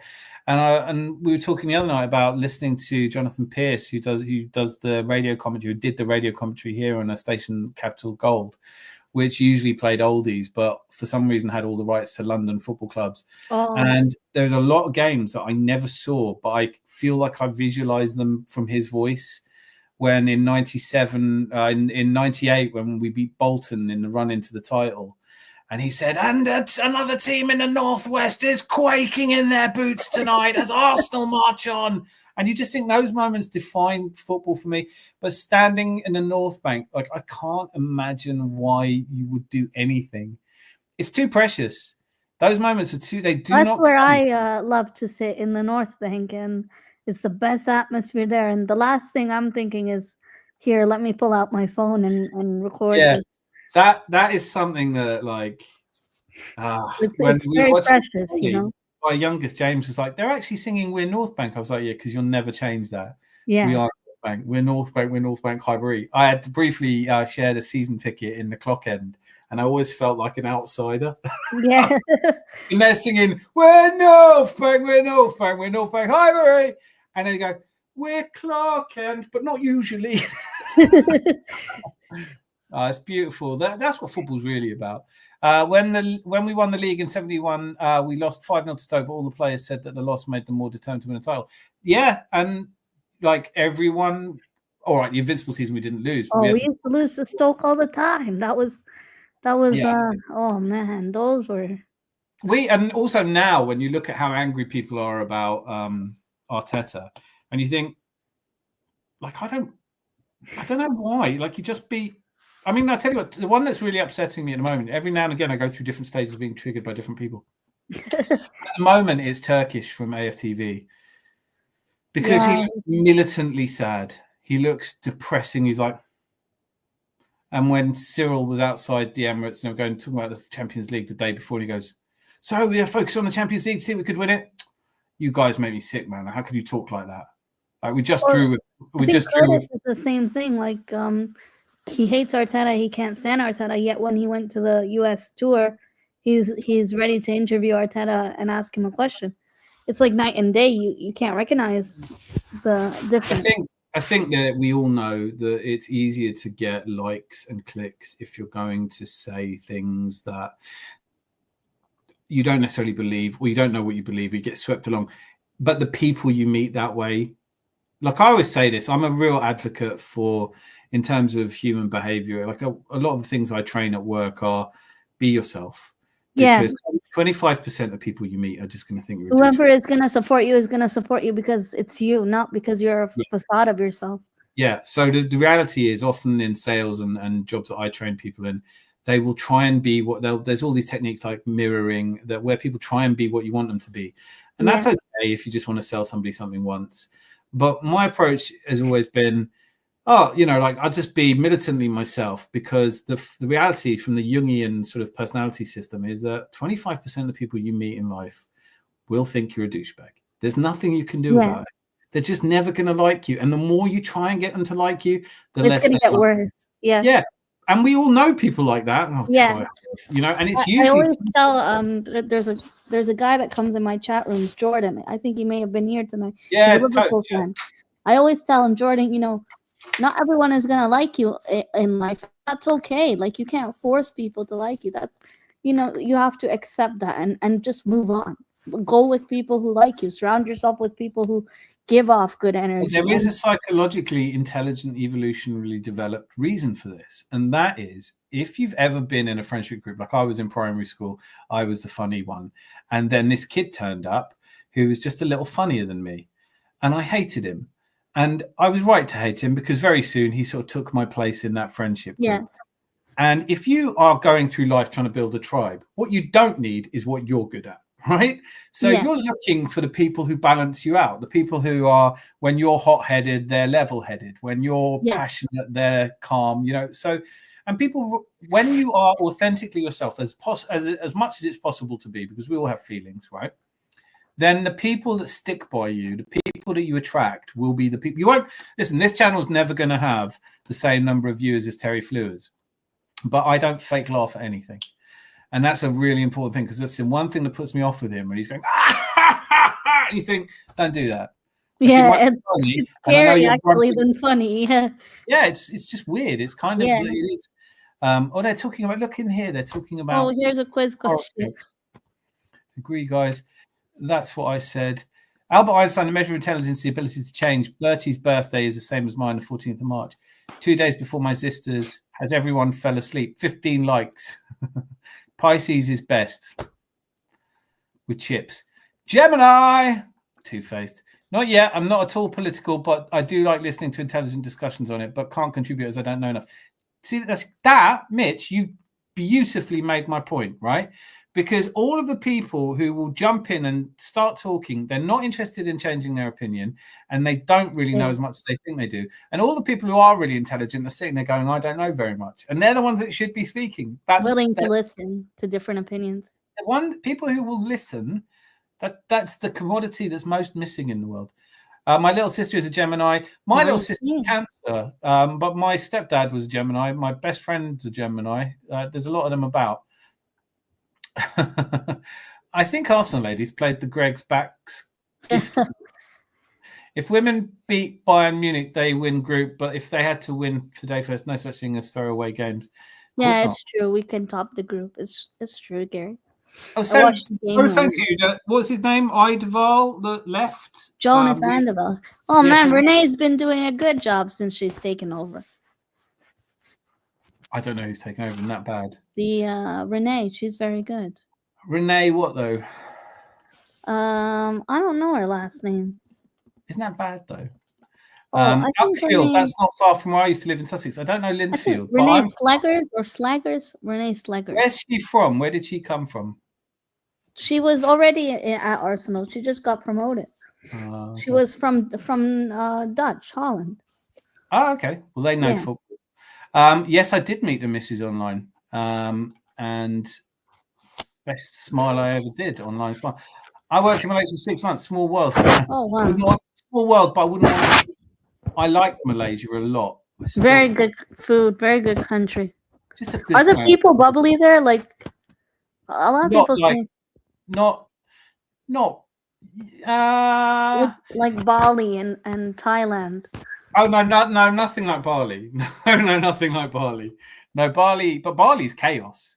Bali's still like I've seen 6 people on one moped in Bali. Like it's just like I don't know how they do it, and I bloody love them. But no, Bali was much friendlier. Bali was lots of fun. Yeah, I mean, standard of living is so good out there. Oh wow, you travel 2 hours to go to a game. Yeah, I know, right? That's but true. I will say this: Kyle, where he lives in, I think it's Wexford. It's 2 hours drive to the airport. It actually probably takes him longer from Ireland to get to a game than it does you from Toronto. Yeah, because for me it's 5 hours. Yeah. To get to Heathrow. So Dan worked in a massage parlor, Gary. I doubt you'll have crossed paths. Quite the contrary. He's got that. Oh yeah. Do you know you're about to hear the music again? He's got his jukebox ready. Karaoke. Do you love this? Like Rosie knows this is one of my pet hates. Do they make you 103%, 112% annoyed? Yes, Zandy Barbarian, please. Quiz question. Is it Arsenal related, Zandy? Yeah, and it's not going to be Rangers related. I'm losing the battle to not sleep. Oh, nice one. Thanks for that. Don't spare our feelings, will you?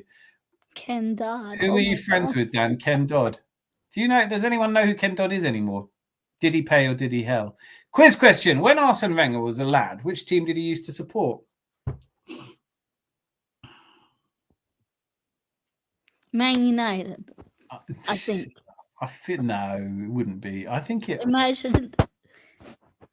Is it? Give us a hint. Is it Premier League team? Well, probably a French team. I was going to say Auxerre or something like that, but he's from the Alsace region, so it could easily be a German team. Let's say I'd think Munich's my guess. Birmingham. Someone said Rangers. No way. Germany. Nope. And don't be silly, Flower. Colchester. Stupid. When she starts guessing stupid. He said go away just after that comment, Man United. Yeah. Look at the eyes, rolling eyes. Arsenal. Nope. Hey, Gary, is Ray doing a show later on tonight? Bayern Munich. Rangers. Nope. And Birmingham. No. Leicester. No. Strasbourg. That's a good guess. Huh? Probably a German. I was going to say, I think Strasbourg's a very good guess, Jose. Lens, I don't think so. Well, Bayern Munich, I think Mitch is the best guess so far. Because to be honest, I'm from a very small town near Salzburg, and we all support Bayern Munich. Strasbourg, Frankfurt. Could be no, it would be Frankfurt. Well, actually, yeah, that's a really good shout because of his age. Shit, that is a very good shout, Frankfurt. So was Bayern wrong then? Because Feuert's Bayern, Man United. Zanzi said Mel got it correct. Oh, you said it. What you shit? No, he wasn't a Man United fan, was he? No way. I didn't get it right. No way. It's impossible. He's not a Man United fan. I'm just trolling. There's no way. I'd hate that to be true. How funny the world is, huh? How can they manage like Man United then manage us? If it is brutal, isn't it? Like the end of the Arsene period. Yeah. I think he should have left after the final FA Cup. And then yeah, I think he wanted to stay, and the board at the time wasn't. He wasn't really getting support from the board. The fan base got toxic. The stadium was empty. It really was. It brought it into because obviously. Well, I tell you what, my best mate's nephew was born on the day we won against Leicester in 2004. Oh, we wow. were out celebrating, and he got a call saying that his Jack had been born, so we always called him Invincible Jack. And we were talking about it. He goes, yeah, he's because he lives in Spain, and his brother's obviously his uncle, his brother's son Jack. So is he coming out? And he says, no, he hasn't been out the last couple of times, but and he's about to say how old he was because I know exactly how old Jack is. I'll never not know his birthday. Yeah, because of the 21. But the fact he's 21, like he's a grown man. Like what the hell? Like that's the last time we won the league. I remember that day walking to Finsbury Park and just thinking, oh, this is brilliant. I love days like this. Getting used to them. Can we have a clue? Many of you are clueless, Rosie. No clue, too, Zanzi. Marseille, no way, Marseille. Wenger was never the same after 2006 Champions League final defeat. I think Wenger knew he overstayed his welcome to, because in the documentary, maybe the documentary is a bit exaggerated, but he mentioned it a few times in that Invincibles documentary that he knew the club was getting toxic at the time and he should have left earlier. And that 2006 Champions League final, I'll never forget. We were robbed. Yeah, we were. It was a weird night for me. I watched it in a pub in Finsbury Park. There were a lot of people there that night, well, obviously, but they were there for a friend. So some friends of friends were there, and a close friend of theirs had been an Arsenal fan, and he died. And so we're all Man United fans, and all kinds of people celebrating for Arsenal. And one of the Man United fans turned to me about the 65th minute, or tapped me on the shoulder, said, "How do you feel?" Because obviously 1-0 up, and I went, "The weirdest thing, I think I feel a little bit like Bayern Munich fans felt when they played you in '99." And I just got this really weird feeling. I went to the bar to get a whiskey to settle my nerves, and they scored. And by the time, obviously, it wasn't. But I honestly thought we'd have had another shot by now. Yeah.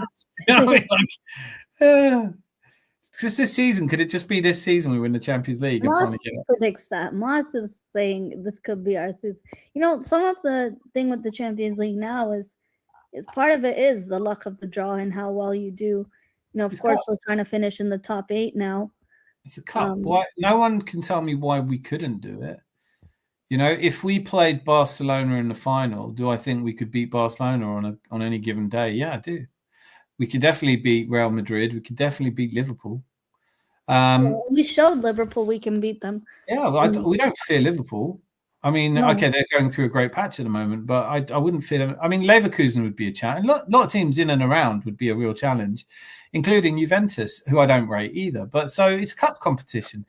You just go as far as you can and see what happens. It's one of the most frustrating things about modern fans as well, is that they overvalue cup competitions. The reason I want to win the league is because there's no arguing the league. You can't. If you win the league, you're the best team in the country. Yeah. That's a non-negotiable. Yeah, and it's always been that way. And it will always be that way. Yeah. You can claim luck on a day like we were, Rob. Jens Lehmann stays on the pitch. I mean, it's worth reminding people. And I think recently the ref came out and said that was a wrong call, but after so many years when you're. I wish they wouldn't do that. It's like when it makes you feel worse, right? It's when PGML come out and go, yeah, that shouldn't. We have been offside. apologize. Yeah. Oh, it's like, oh well, that's good then. We'll have that 3 points back. You know, like the Brentford game 2 years ago. You just think, don't say anything. Just don't say anything because I don't want to hear it. Everyone knows you fucked up. Or the Newcastle one, the Bruno Guimaraes. Oh my days! They never apologized for that. Oh wow! They came out and said it didn't hit him with much force, and you're like, it's literally only Arsenal that happens to. Yeah. So out of nowhere, he comes up behind him, sucker punches him. Sorry, with his. It's a WWF move, right? He forearm smashes nothing. it. And they go, well, there wasn't much power in it. Okay, fine. Köln, nope. Got to be nope. Ajax, I could see it being Ajax, but no. Not Ajax, not Barca, Newcastle. Another German team. And I think it is. It's not one he played for, is it? Because that's where I think I'm going wrong. But even then, I'm struggling to remember the names of the clubs he played for. He wasn't very good, was he? Bayer Leverkusen, definitely not. Heidenheim, definitely not. Bordeaux, perhaps. Nope. It's just one word, nope. Saint-Etienne. God, this is going on now, isn't it? We're all trying to Bologna, Augsburg, St. Lucia. What about Monaco? Oh, but he played for it. No, it wouldn't be Monaco. Juve, no. Paraguay. Paraguay. I know, but when she gets going, like it'll be Jimmy Savile will be the next answer. Salernitana. He stumped us. You can actually feel like I know this isn't gonna get answered now. Santos. So in terms of scouting network, I think we agree we need to do a little bit better. Do you see this January transfer window as being a fruitful one for us? No, I think maximum one player in, one player out. And we're probably looking at a loan is what I think is most optimistic in a January window. Nobody's letting go of their best prized possession like Isaac in January. I don't see that happening. The only way I could maybe see it happening, actually. Unless they get a viable replacement. Well, there isn't a viable replacement, so they won't be doing. I mean, that's the other thing. You know, like there was a bygone era when people played 4-4-2 where there would be more strikers. Nowadays, not every team has it. You know, we got seriously linked with Solanke, and I just thought, oh, that's a panic buy if you buy him. And then he went to Tottenham, and I stand by it, really. I think with Newcastle, okay, so hear me out on this one. I totally get your point, but where they are now, I know it's congested in the league and they're only 9 points off third, us, right? So they're on 20, we're on 29. Yeah. But if they go as they are, they've lost 5 games. If they lose 3 or 4, they might just think, well, we're not qualifying for Europe.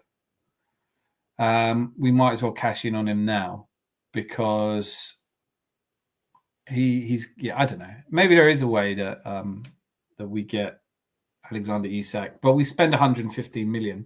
We have the money from the summer. No one can tell me we don't have the money. I'm sure we have money from the summer. Oh, we definitely have money. I'm not sure where all this bullshit comes from that, you know, we're worried about PSR. That's never come from anyone. I rate David Ornstein. He tends to be close enough to the very team. Reliable, yeah. Yeah, he doesn't stick his neck out. I mean, he got Charlie Patino right, but actually wrong. But that's about as bad as he's been. You know, he said he went back out on loan after he said we were selling him, but ultimately we did sell him, so he wasn't wrong. And I don't trust the. I mean, like, I am. This is a football channel, so I would be lying if I said I didn't want likes on videos and I didn't want views on videos, and I'm always. I enjoy it. Huh? The paper talk, the transfer news when it starts. I hate it. You know, I hate it, but I feel like I have to get involved because it's the best way of keep your channel active.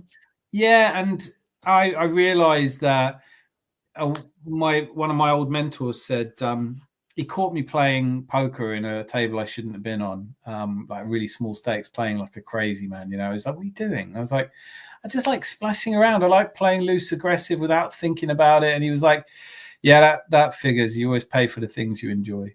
Because if you're doing it as a business, if you're doing it to make money, you don't enjoy it. You play it properly. Yeah.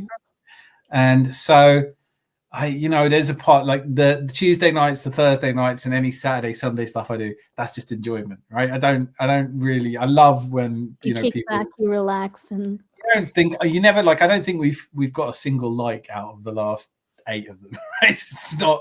Sorry, not like. We've got likes, but no one subscribes. Right? No, and I don't do a thumbnail for it, and I don't. I don't know how to. I don't think it's for everyone, and it doesn't bother me. But the videos, the short form 10-minute videos, if I put enough time into them, some of them do quite well, and there's a style that seems to work. Just never have time for it. It's work. You sit down and go, right, pen and pad, right, I've got to write this. What's the hook? Where am I going? Yeah. And then you think, oh, just do a live. Just have a chat. Just talk to Miss Molina. Just serve some virtual beer and have Rosie say every place she's ever heard of in France. Love. Rosie, he already said no to Monaco, I think, when I said it earlier. Yeah. I don't think it's a French team. Do we need Zanzibarbarian to tell us le nom or the nom? I'm going to look it up because I'm not going to tell anyone, but I have to look it up because it's going to hurt. Red Star Paris. Oh, that's a good guess. Mönchengladbach. No, it's not. There's like team. You got to think how old he is. That sounded wrong. Okay, is it a team he played for before? I remember reading, and my God, his autobiography is tedious. Oh yeah, I have that book. Oh. Like Charles Watts one too about Arteta. That one's a good read. I like that a lot. Yeah, that one's love good. That. But he's a proper writer. Oh my God, Rosie got it! It's Mönchengladbach. Is he just saying that? No, what the heck? Rosie, fun dabby Rosie. Rosie got it right. Wow. Is it really? Nah. Arsene Wenger's favorite team. No. Wow, so I'm sure. How do you know that? Was it in his autobiography and I fell asleep to that bit? Rosie, did you cheat? No way she cheated. She went through like 50 No one's writing 60 wrong answers to cheat. Yeah, Rose. And she's still guessing. Rosie, stop guessing. It is. It's Borussia Mönchengladbach. Mönchengladbach. Wow. He was taken to games in Germany where he held an affection for Borussia Mönchengladbach. Get the fuck bloody hell. Wow, Rosie, good one. Rosie's psychic. You know what? Like, what's your silly prediction for the game on Saturday then? We'll put money on it. Yeah, well, I've been doing that and it hasn't worked out. Hasn't been working. I can't believe I was really following along when you had that ACCA and you needed Brighton to beat Southampton. I was thinking, isn't that just typical? The one game you think that's it's not his favourite team, it's who he supported as a kid. But I think we know his favourite team, no? I think we all know, who to be, Gooner. I tell you what, something you were saying earlier, Miss Molina. I never thought he would come back. After he left, he went to Liverpool training ground, and that really upset me when he didn't come back. And then Arteta finally invited him back to the game. Even if you just look at what he's achieved on the pitch, he deserves our adoration. Changed the dressing room from toxic. Right. So in Ray Parlour's autobiography, he talks about when he came back to train under Wenger, and it had the two captains that weren't speaking to each other, Cesc Fabregas and Gallas, and it was just like the atmosphere was awful, and Wenger trusted them too much. He didn't have the captains in the team to sort it out. So from that period, that's 15 years of toxicity. Aubameyang driving a gold sports car, turning up late for game, all of that shit. North London derby, right late on the Lamborghini. How do you need to be told that that's not good enough? You're the captain, But there was that level, and then we had Unai Emery, who, bless him. Oh man, that was the worst.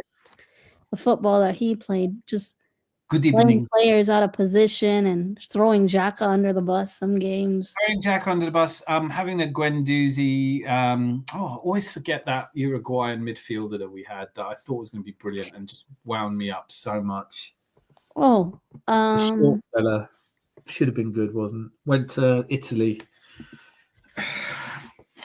God, this is a quiz question now. You know who I mean. We signed him. Herrera. His mother passed away. Who? Herrera. Herrera. Yeah. Yeah, I think he was homesick though. I think Yeah, I think. his mother passed away, and then Yeah. I don't know if he lost both his parents, but I remember he came to London really young. When he came, he didn't come from Uruguay though. He came from Italy, didn't he? Yeah, he came from Italy. And it's the same with Arshavin. Like reading his stories Andre about Arshavin, yeah. when he came, he'd never had a checkbook before. He'd never lived in a big city before. He'd never been on an escalator before.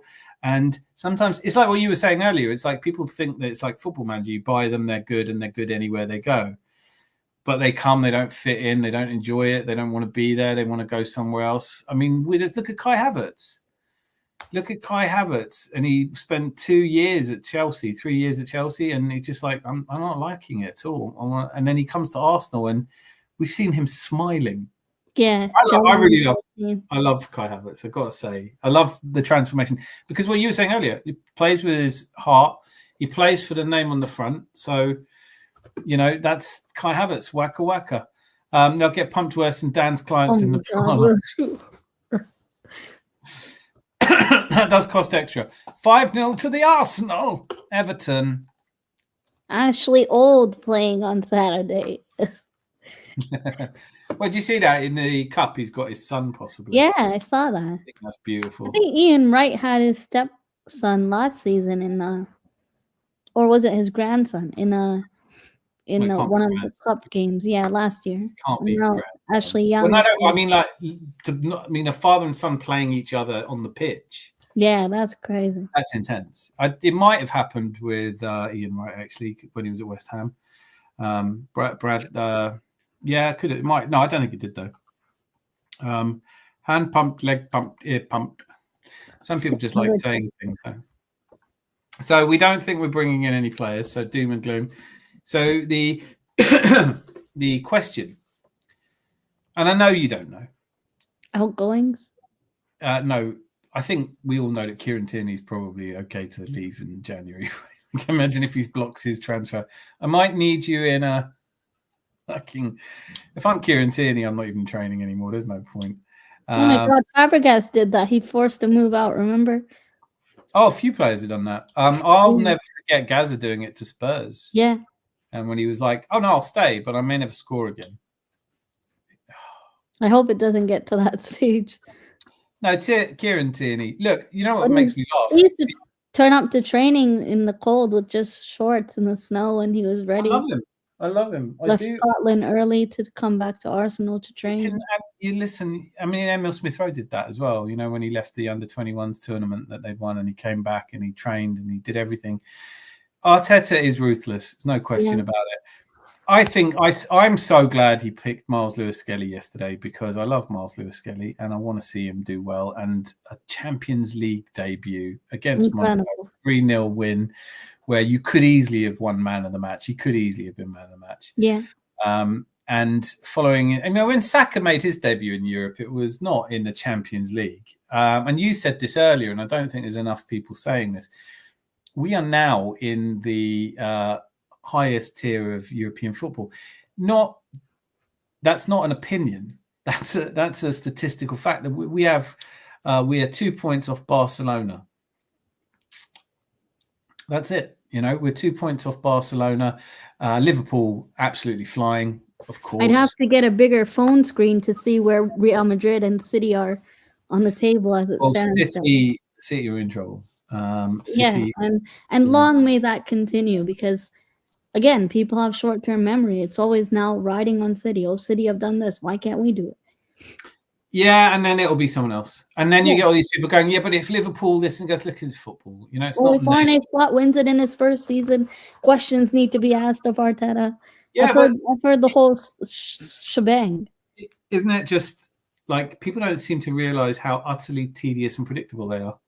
Because you go, there are some real triggering things at the moment. One is when people go, it's not good enough. It's a disgrace. And you go, well, you don't know what the word disgrace means then. Oh, right? I hear that one all the time. Yeah, it's not a disgrace. The one that triggers me more though is when people, even like Turkish, going, it's embarrassing. It's like, no, you can't be embarrassed of other people's hard work. You can be embarrassed about anything that you do that I'll live with. I'm not embarrassed because, look, it doesn't work that way. I'm not wearing Arsenal as a reflective badge. I'm not going, when Arsenal look great, I'm great. Yeah. And that's why that guy at Typical City, who I really like, I think he's really intelligent, but he's smug and he goes, well, we are this, we're brilliant. And then he doesn't post when they lose to Juventus. And he doesn't, I might have personal reasons, I'm not trying to dig. But I'm saying all these people that walk around like their football club is a reflection of them. Like, oh, I won the treble. No, you didn't. You didn't win shit. Like when we won the double, I wasn't walking around going, yeah, I won the. No. I won the double. Yeah. I was like, the team I support from my area won the. I'm bloody pleased about it. It means I get to order doubles all day in the bar. It's great.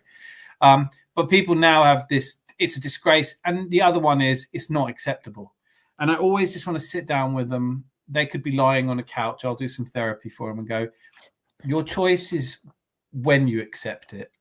Not if you accept it. Yeah. Because it has happened. You can't change it. It's got nothing to do with you.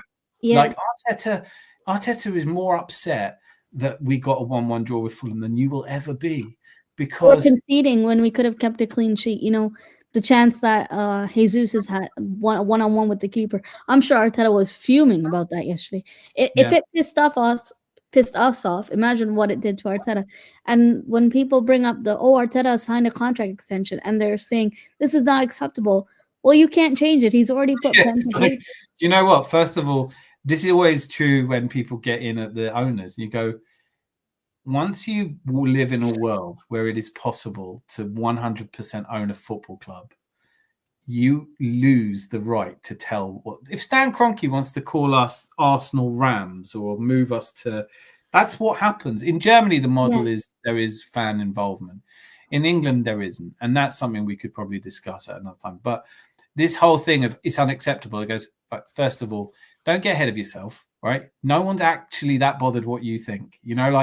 I think it's unacceptable that he didn't play Kieran Tierney. They don't even know you. They don't even know us, That's it. And I say that all the time. It could be the strapline to this channel.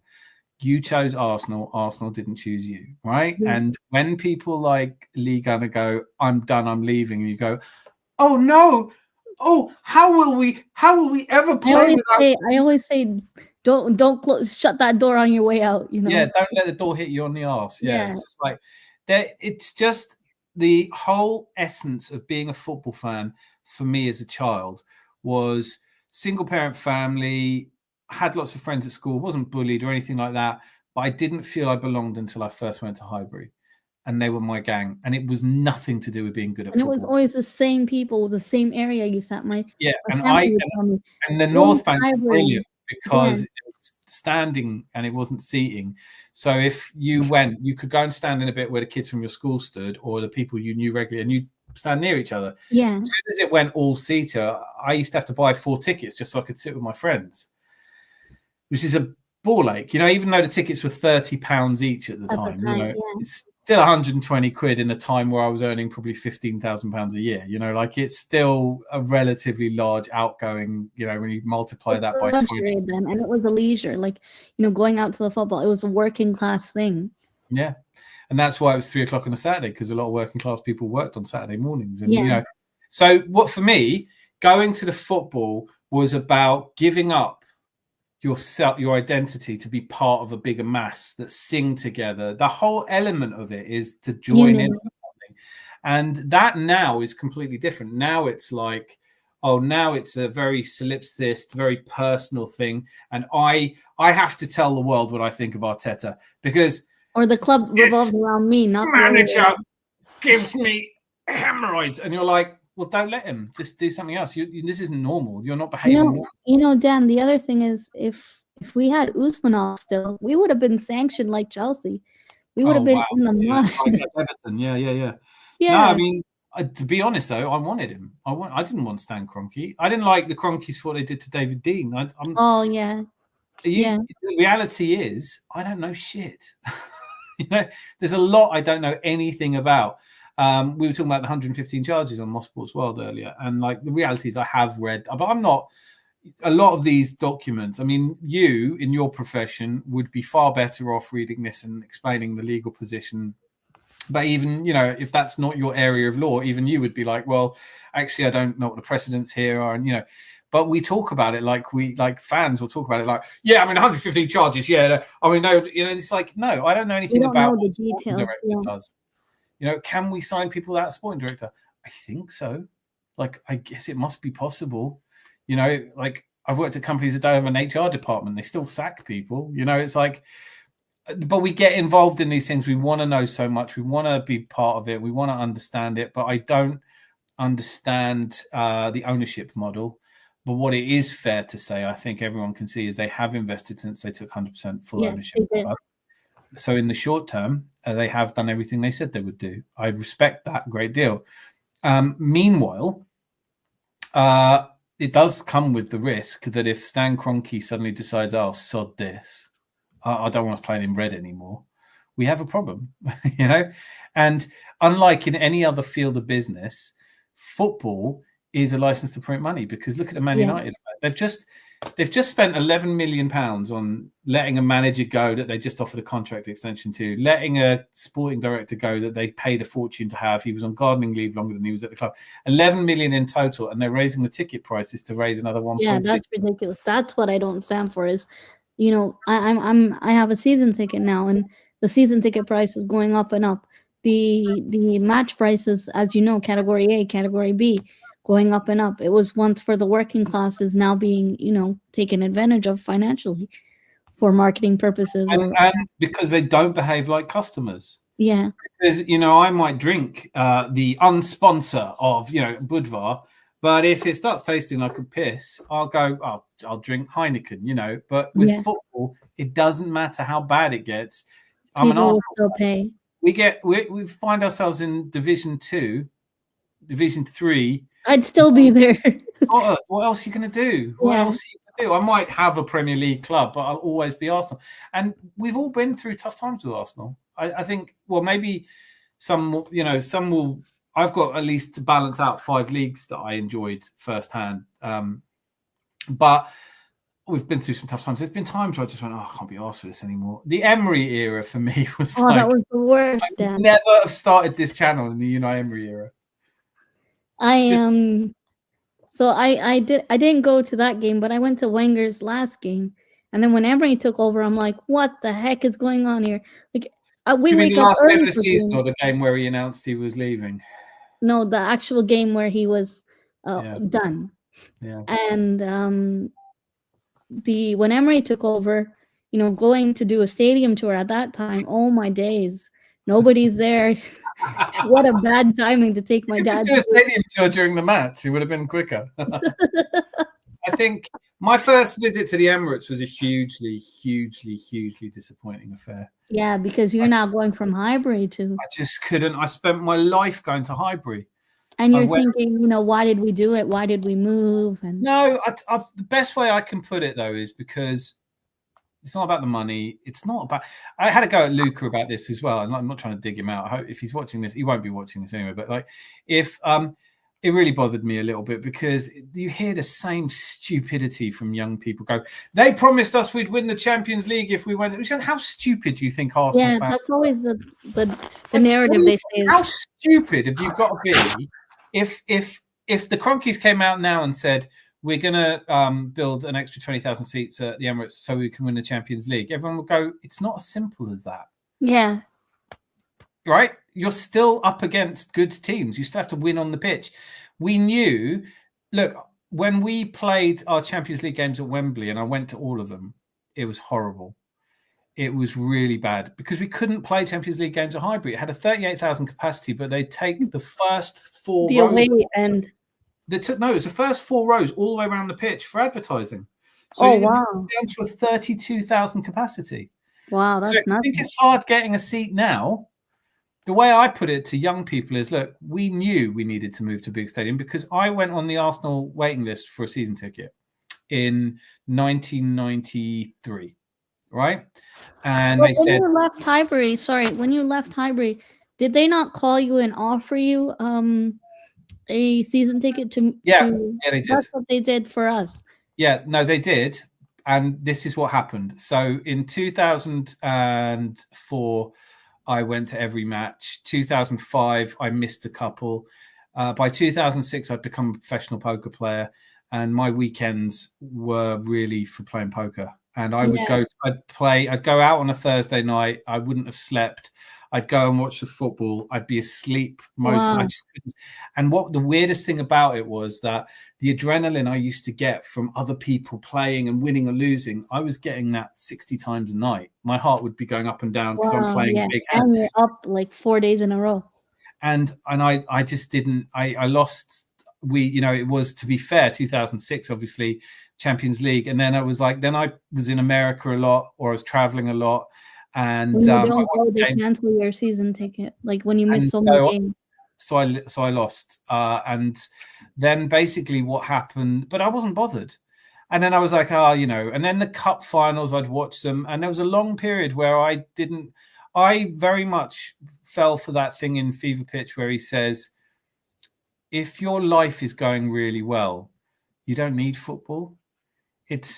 So I believe that. I don't believe that anymore, by the way. I don't. I think it's a really healthy thing to do if you do it the right way. If you allow yourself to be passionate about something outside of your control, if you ride that roller coaster, it helps with stress relief, like from other aspects of life. It helps with stress relief. It helps with, but it's also just a really important lesson. It's a sort of a Taoist lesson to say that you are the twig in the stream. You are not the stream.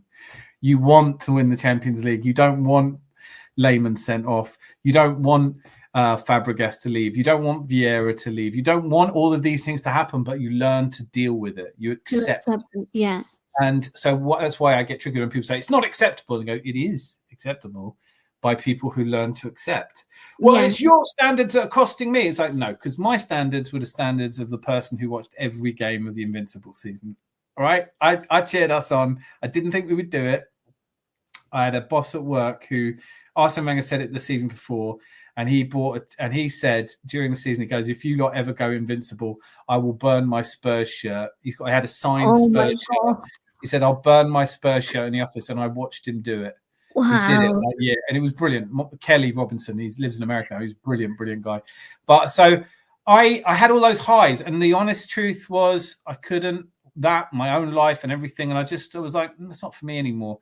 And then I couldn't, and then I went to the Emirates, and I just couldn't get on board with it. I thought, it's not my place anymore. But we needed to give up Highbury and here's a simple reason. Just the league, right? If you take the 38,000 capacity and you take the 63,000 capacity it is now, right? Yeah. So just those 25,000 people makes a huge difference. Would not necessarily business or what you win, because we haven't won the Champions League and we were promised we would, but for those people who managed to see a game who would not otherwise have seen a game, there's about 9 million of them.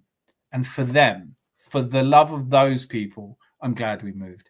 For the love of Arsenal fans, young people, old people who got a chance to see what we all want to see. Yeah. Every time you possibly can. I want to see the grass. I want to be there when Reece Nelson scores that goal against Bournemouth. I want to be there when we win something. I want to be there for the Santi Cazorla years, which I largely missed. Oh, what a player he was! Oh, phenomenal. I mean, I saw him on telly. Left foot, he was so good. He was a beautiful player. He's probably one of two players that I think deserve better than that. I don't know why he can't come back and do a testimonial just one game. But I can't believe we let him go in the first place. Yeah. Do you think that's a problem with Jesus? Do you think he said, I'll never score for you again? No, I think he desperately wants to. I'm a believer. First you say, then you do it. Arteta didn't believe him. Jesus responded, hold my beer. Rosie, I'm hanging on, loving the banter. I have stamina, so we'll tough it through. Good for you, Mitch. Mitch will get second win soon. Where are we? I've booked tomorrow off work as well. That's nice. I've had 4 days off. It's hard going back. Arsenal fan circles on tonight for those wondering. Good. This sounds worse than it is. I like to fall asleep to that. Just looked at my battery. I think I'm going to win the battle. The phone will pack up before I give in. Yes. Technology is shit. You've got an Apple phone, Mitch. What percentage is it on? Well, this isn't bad. Come on, guys. Banter it up a little bit. 5%. He's gone now. He can't still be here. My phone doesn't last 2 seconds on 5%. Big breaths and put something on the watch to your phone. Friday night dinner and close your eyes. You'll be sleeping before you know it. It's not what we want, Rosie. That's not. Android people are better. Rosie, we agree on something. Ring a bell. Wrexham owners changed their shirt colour to red because red is popular in Asia. Wasn't that Leicester that did that? Oh, Cardiff. No, it was Cardiff that did that. It's just amazing. Yeah, Cardiff changed. Always blue in the Bluebirds. Yeah, like, that's not good. Sorry, yeah, Cardiff. That's right. Yeah. Android rocks. Too geeky. The Bluebirds changed it to red. I don't care what the club's called. We're changing. You've just earned every away European. You've just named every European. And he still kept going after getting it right. It's just how it works, isn't it? We all know. Second win can be a disaster sometimes. Come 4 a.m. today, you'll be wide awake doing the hoovering. Do you know what? Even if I'm wide awake, I will never do the hoovering. It's just I hate hoovering. We have teenage sons. I'm a neat freak. I love cleaning. But not hoovering. Not hoovering. Yeah, hoovering the last minute. I mean, have you ever hoovered a floor twice? No, I'm not that much of a neat freak. There you go. I've caught up with everyone. There's a lot of good banter. This is why we do this, right? But in terms of the 8-9 million people who would have seen Arsenal that wouldn't otherwise have seen it, when you get a manager like Arteta, when you hear the away fans now out singing the home fans, the atmosphere at the Emirates must be amazing. Yeah, it's in our away end, you saw the game against Fulham. That atmosphere is crazy, and I know sometimes for the telly they increase the sound, but when you're there and you see these games, like I went to a game Bayern at home. It was a game where we should have won, and of course we know what happened there. I went to Munich away. Been a penalty right at the end, I know. Yeah, Saka should have got a penalty, and I still remember that. But fans are cheering and chanting from. And the North Bank, no one sits down. If you're able to, you're standing the whole 90. And do you have an opinion on the Ashburton Army? They're in Block 26, so they're also North Bank, but just another tier above. Reduced their ticket allocation by half. I heard, yeah. What do you think? I don't know if it's a good or bad thing. I think it's not really a great thing because I think they were trying to implement better atmosphere. For a United game, they were doing a march. Some games last season, they try to do these TIFO flags just to get the atmosphere going, bring a scarf to the game when you're singing North London Forever. I think the North London Forever song really helped oomph the atmosphere up this season. Do you know what, Lewis Dunford? I mean, given that that's my area, right? I grew up in Camden and Islington. I love to be triggered, as I've mentioned several times. Several trivial things. Does that song piss you off? No, Lee Gunner pissed me off. Lee Gunner pissed me off because he went, "That's a shit song." Listen to the lyrics. Now, mate, listen. If you're from there, look, it's not glamorizing North London, but every word of it is true. When you go to the main entrance of the Emirates, there is a sauna on that road between Holloway Road Station, and it's the brothel that pretends to be a sauna. It's like North London. There's all these saunas around, right? The men sneak massage parlors. Yeah, they are basically brothels. That's all they are. The Cali, the places he mentions. I listen to that song and I always get the hair stand on the back of my neck. And Lewis Dunford is a really great songwriter. And I heard that song, I listened to some of his other stuff, and I was like, I always love it when someone writes songs well, because it's what I wanted to do. Or when it's so relatable to you and other fans, When you hear, and look, I think on reflection, whatever the weather is a pretty poor line to put in there, but it doesn't matter. The hair stand on the back of my neck, and to think that these are the little things, they take the piss out of Win the Dog. They take the piss out of the song. Yeah, I can't stand that. The making fun of the dog. It's you're a grown adult. What are you getting out of this? Yeah, it's just a poor reflection of themselves, really. Exactly. But that song, when you hear it, is it evocative to you as well? Yeah, it's very energetic, and you feel the hair, as you said, the hair stand up on the back of your neck. And Do you sing it? even the little kids are singing it. I sing it like I'm holding my scarf, my red and white scarf. I just got a little tingle. I just got a tingle of hairs on my back and neck just thinking of you singing it. That's so Yeah, cool. I That think is so cool. the Everton game last season, I was front row, and I went with Luca and another friend of mine named Charlie, and we all said if we win the league today, we're jumping over the barrier. We're gonna do it, right? And even then, I think City You were got a goal down, and you're up a thinking goal, this right? is They were up a typical. goal, and I still said, it's not over yet. I'm always that type of person to say, it's not over till it's over, right? It's not over till the fat lady sings. And that game, I remember the media recorded us all. We had the big flags that they give at the games. It was incredible, and just to be a part of that in the North Bank, it's crazy. Whenever a goal scored, everyone's jumping over each other. I love that adrenaline rush. It's really nice. Yeah, I remember the North Bank. It's funny because on my birthday, I got the. It's really weird, like how you misremember things. So, September 11th, I was sure that we played Schalke that night, and obviously we didn't. It turns out, but I totally misremembered it. But and it was quite poignant because obviously the time around then. But the one I got was probably my favorite ever experience in the North Bank upper, because I was always lower. But I was in the North Bank upper for the Valencia game where Ray Parler scored. And the place, I literally was frightened we were going to fall through and ecstatic at the same time. I was like, we're going to die, but what a night to die on. It's going to be worth it. But for me, the only trepidation I had about North London Forever was, is it inclusive enough? Is it, like, because you're singing like foreign fans? Yeah, or for fans that are from like Manchester or, like Surrey or wherever else they might be from. Yeah, I think that's a fair criticism of it. But I think, when people are singing it, they do feel part of, because it represents Arsenal as they play it before every game. And the only thing I have is I can't stand the "What do we think of Tottenham" chant. I'm sick of it. I can't stand it. I always love. That's just, for me, that is. I love that, explaining it. When I lived in America briefly, and I was like, what do you think of Tottenham? You meet other Gooners. What do you think of Tottenham? Shit. What do you think of shit? Tottenham. That's all right. Thank you. That's all right. We hate Tottenham. And it'd be like, what are you guys doing? I was like, it's just the thing we do. For me, though, I said this on Tuesday, the North Bank, the East Stand, there was always a guy in the same colour maroon jacket.